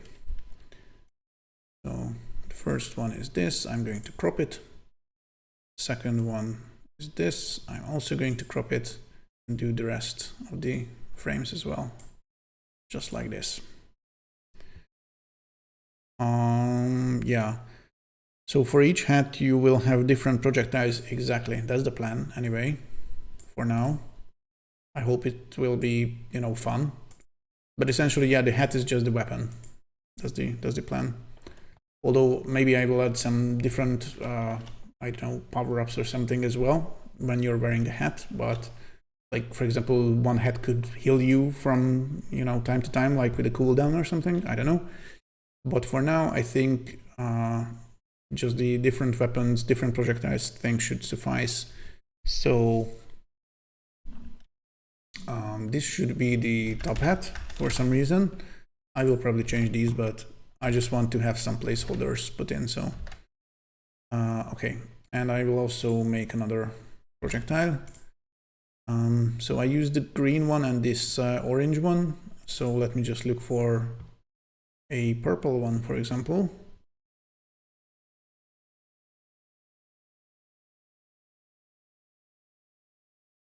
Yeah, it's placeholder, so I'm not going to dwell on it too much. I'm just going to drag this to the animation editor, import it, and do the same cropping business. One of the more circular ones, maybe I will choose. This looks good at first sight anyway.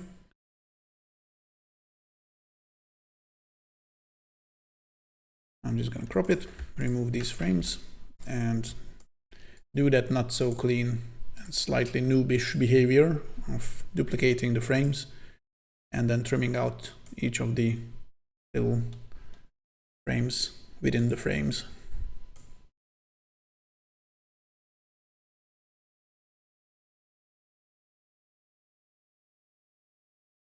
It roughly takes the same time as exporting the sprite sheet, importing it, and stuff like this. So yeah, I'm just going to check the animation. Oh yeah, the origin is completely wrong, but no big surprise here.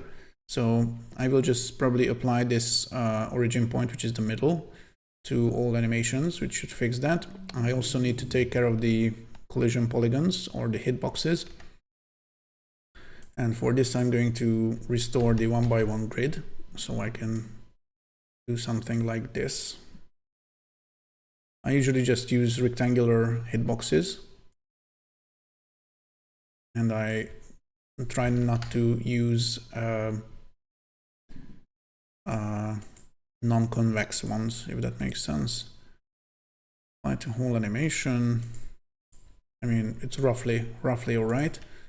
And also right here, I'm just going to go with sort of a bounding box situation. So maybe bring it a little closer.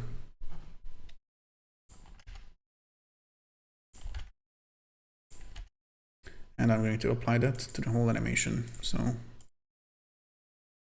this is mostly fine. It doesn't really matter. And this will be the one that the fast fires. So I'm just going to save that. Different damage or same damage? Definitely different damage. Yeah.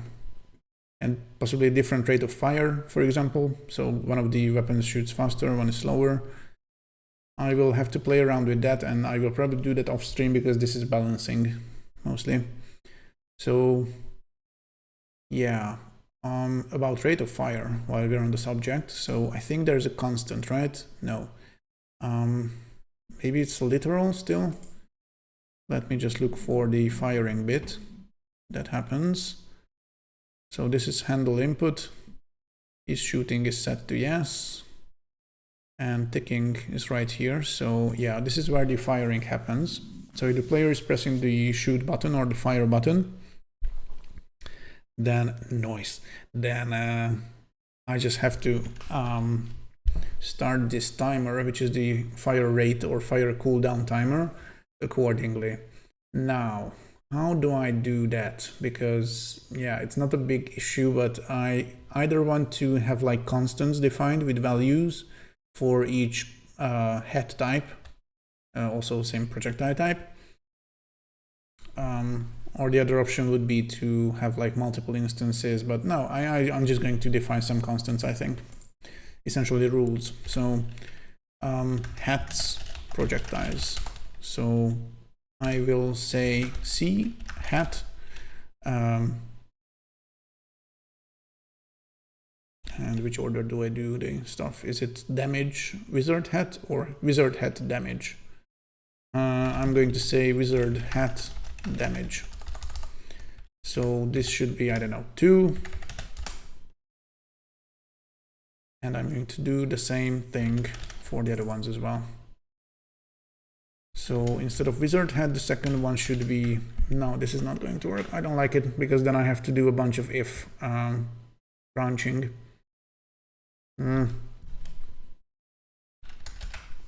Yeah, I'm going to go in a different direction. So where's my little projectile? Here it is. So instead of having yeah, just a single projectile object type, I think I'm going to opt in for templates. And this will probably make my life a little easier. So for projectiles, I will need to add some instance variables. One thing is that I want to specify the damage that they do. By default 0 should be fine, but I'm going to override it anyway for each one.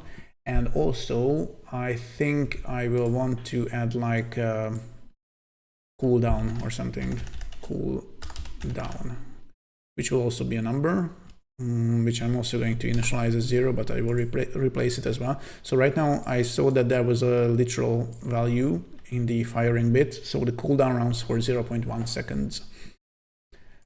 So I'm just going to copy the projectile object type or object instance,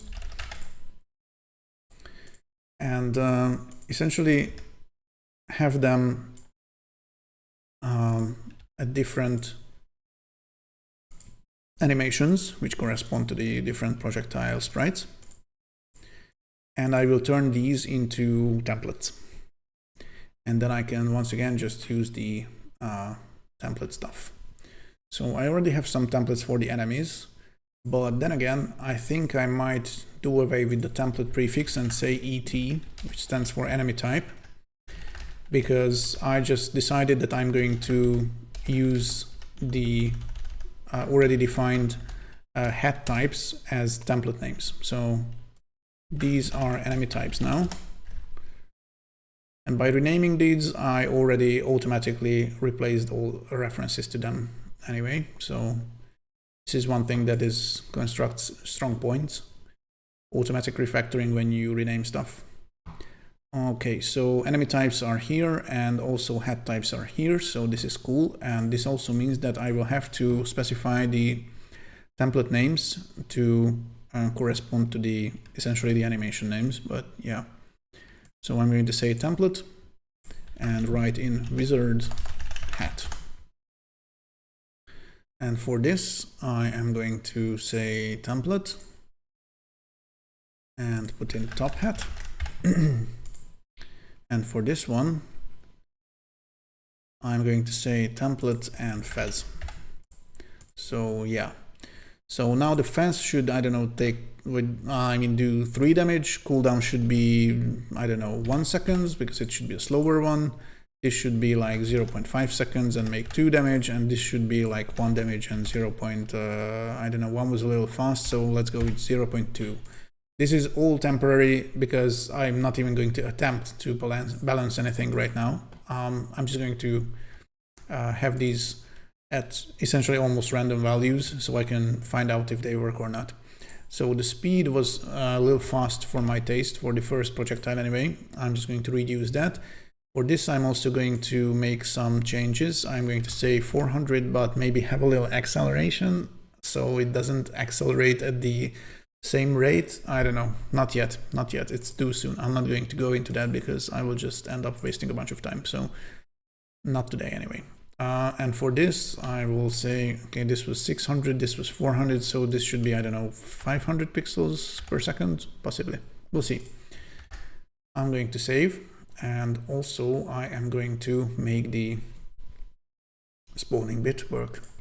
And it will be fairly easy, hopefully. So the aim helper sprite is actually the one that is spawning the projectiles, but I will need to specify which template should be used, and the template is essentially the hat type. So I will just have to specify players.hatType, and this will pass the template's name to the action that spawns the projectile.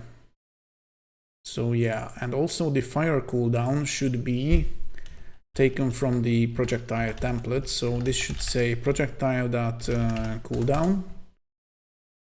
Type mismatch. What did I... Oh, crap, yeah. The duration, I mean, of course, should be, of course, the projectile.cooldown. And regarding damage, I think we have a little collision. So when the projectile is colliding with an enemy, then right now the enemy is taking 1 damage, but this should be changed to projectile.damage, and this just means that the projectile will have separate damage values, and that will be subtracted from the enemy instead of healing them, because that was I was almost doing right now. So there's no way to remove a hat, so I will have to restart the game to test out each hat, but this is essentially the first one. It's definitely a little slower now, which is cool. Nice. Okay, so this was the first one. This is the basic projectile that we had all along. Let me just check the fez, which should fire this big freaking purple projectile. It's kind of slow, but it's moving pretty fast, so I think I'm going to further reduce its speed to even more, because this was 400, right? Okay, so now the fez projectile is 300, but I'm just going to quickly check if the top hat works as well. Yeah, it's there's a bit of a Z issue again, because the hat is actually behind the player, which is not great. So let me just fix that. So every time the player is picking up some hat, I want them to, I want the hat to be moved to the top of the layer. So hat and move to top. This should fix it. So the hat is actually covering the billboard. Okay, now it is. Yeah, indeed.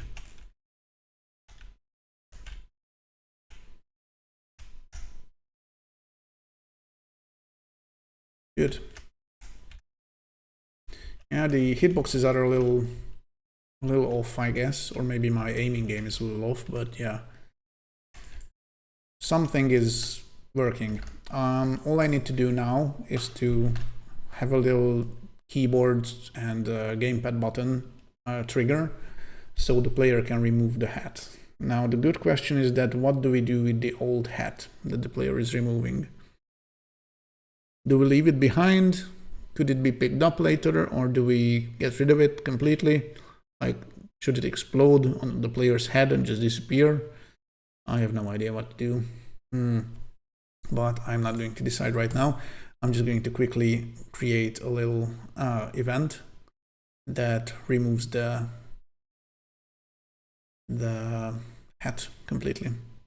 So I will just create a new event and say something like keyboard is key pressed, and I'm just going to say Q, E, F, I don't know. No, F is already full screen, although I will probably have to move that.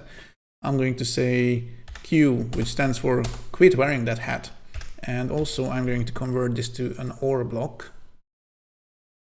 and add another condition. So it's possible to remove the hat either by pressing Q or, and I think we also support arrow keys, right? So there should be like a different key close to the arrow keys, something like right control or something. No, control is not a good idea for web games. I don't know, minus. That's hopefully on most keyboards.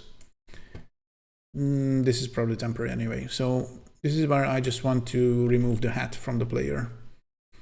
I'm going to say, oh no, I forgot about the gamepad stuff, sorry. So one more thing.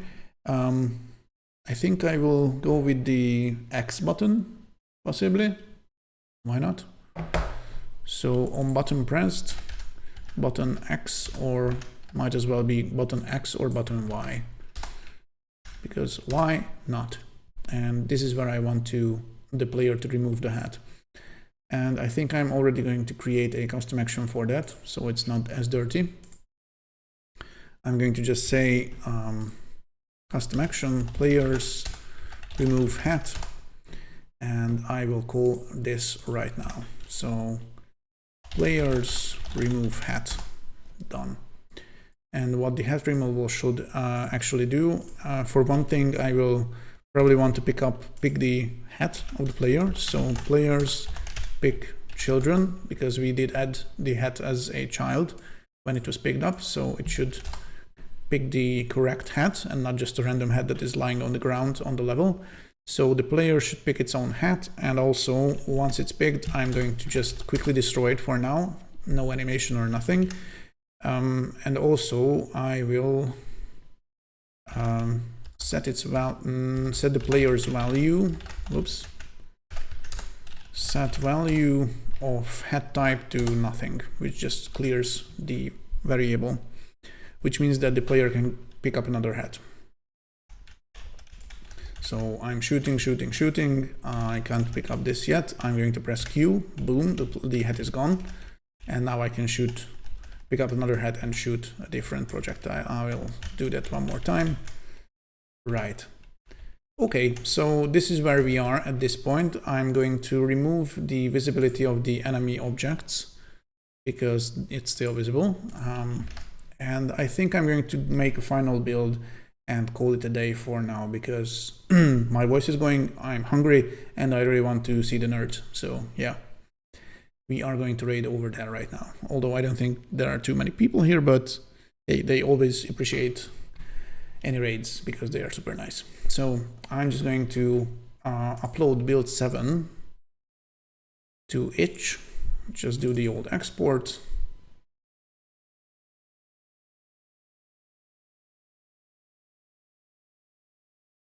And overwrite the zip file.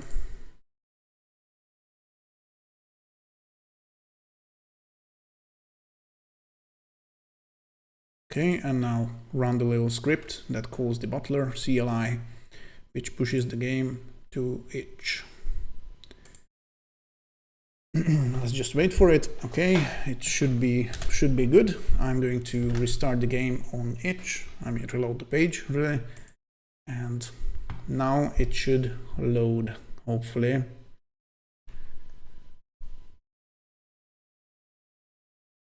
Oh yeah, we have 6 people watching, which is a lot compared to the usual counts.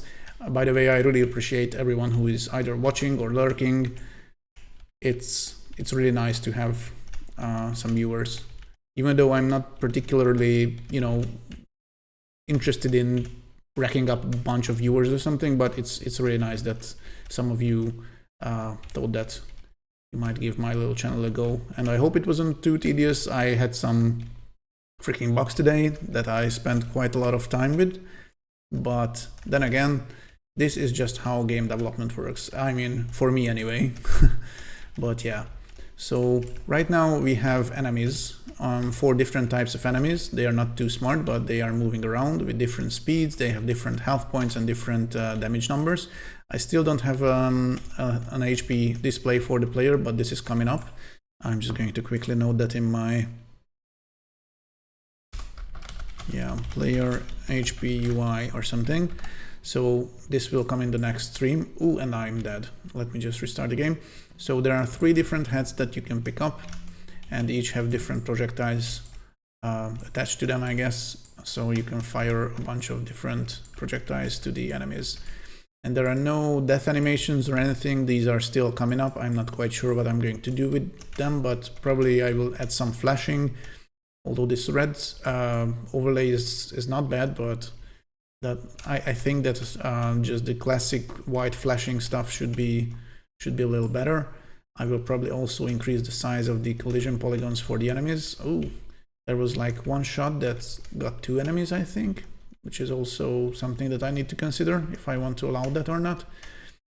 And also I will have to balance things and make a level. So yeah, as I already mentioned, I'm going to do some things off stream, but nothing substantial. So I don't think I'm going to touch any code events or something like that. But I will make an actual level probably today, because this is just a placeholder right now, and I really want to make like a nice arena with some smaller rooms, bigger rooms, so the player can, you know, decide where they want to go and massacre these nice enemies. And I will probably have to come up with some sort of logic, but I'm not going to implement it, but some sort of logic that spawns easier enemies at first and harder ones later. So yeah, right, this is it. I think it's pretty good. I mean, hats, weapons, I think I'm going to put a little X here. So also more enemies I'm going to, oh no, because I don't have enemies that shoot projectiles, but they are coming up as well. So yeah, destroyed enemies should drop something that can be collected by the player. I will think about that, because I do want enemies to spawn hats that the player can pick up. So maybe bigger enemies can spawn some powerful hats or something. Yeah, screen shake and juice. Yeah, this is just a generic to do item. I mean, screen shake we already have when the player is getting damaged, but not when the shooting happens, for example. So yeah, there are things to do. So quite a lot of things to do. I will probably be back on Twitch tomorrow, hopefully. If I have nothing unexpected happen work-wise or something, I will probably be back tomorrow. So thank you for watching once again, and I am going to end right now, and I hope you had fun, because I did, definitely. So tomorrow one, good question, Flavius. The problem is that the reason I don't have a Twitch schedule yet is because I'm living quite chaotically. So I have zero idea, but I will try to do something in the afternoon or evening, which is, you know, the same, essentially the same time in your time zone as well. I think we're just 1 hour apart or something. So yeah, probably in the afternoon or the evening. I don't think I'm going to do like a morning stream or anything. So yeah, but I can't really be any more specific than that. Sorry about that. But yeah, it depends, because it's possible that, you know, some clients call about something and I have to do some work which I didn't plan to do. This tends to happen, especially on Monday. So this is the factor that I can't really do anything about, not at this point anyway. So thanks for watching once again, and we are going to rate the two nerdy nerds who are the nicest freaking people on the Twitch universe, I'm pretty sure. So yeah, I forgot to, yeah, the music I stopped a while ago and it didn't restart, but never mind that. So yeah, I am going to end it up right now and call it a day. So yeah, thanks Flavius. Thank you for the stream. Take care, stay safe, stay awesome, save often. See you next time. Bye-bye. I'm really terrified that one day you're going to sneak something really rude in there or something, but I don't think you are. I mean, you are way nicer than that, are you? So yeah, thanks again for watching, and be sure to give the nerds some hellos and stuff. They are making a nice Cat Cafe Gaming Godot show, so it should be fun. And also, if you don't like farts, you're not going to like them, but I do. So I highly recommend checking them out and giving them a follow as well. So I'm going to wrap out now. So have a good one, everyone, and bye-bye.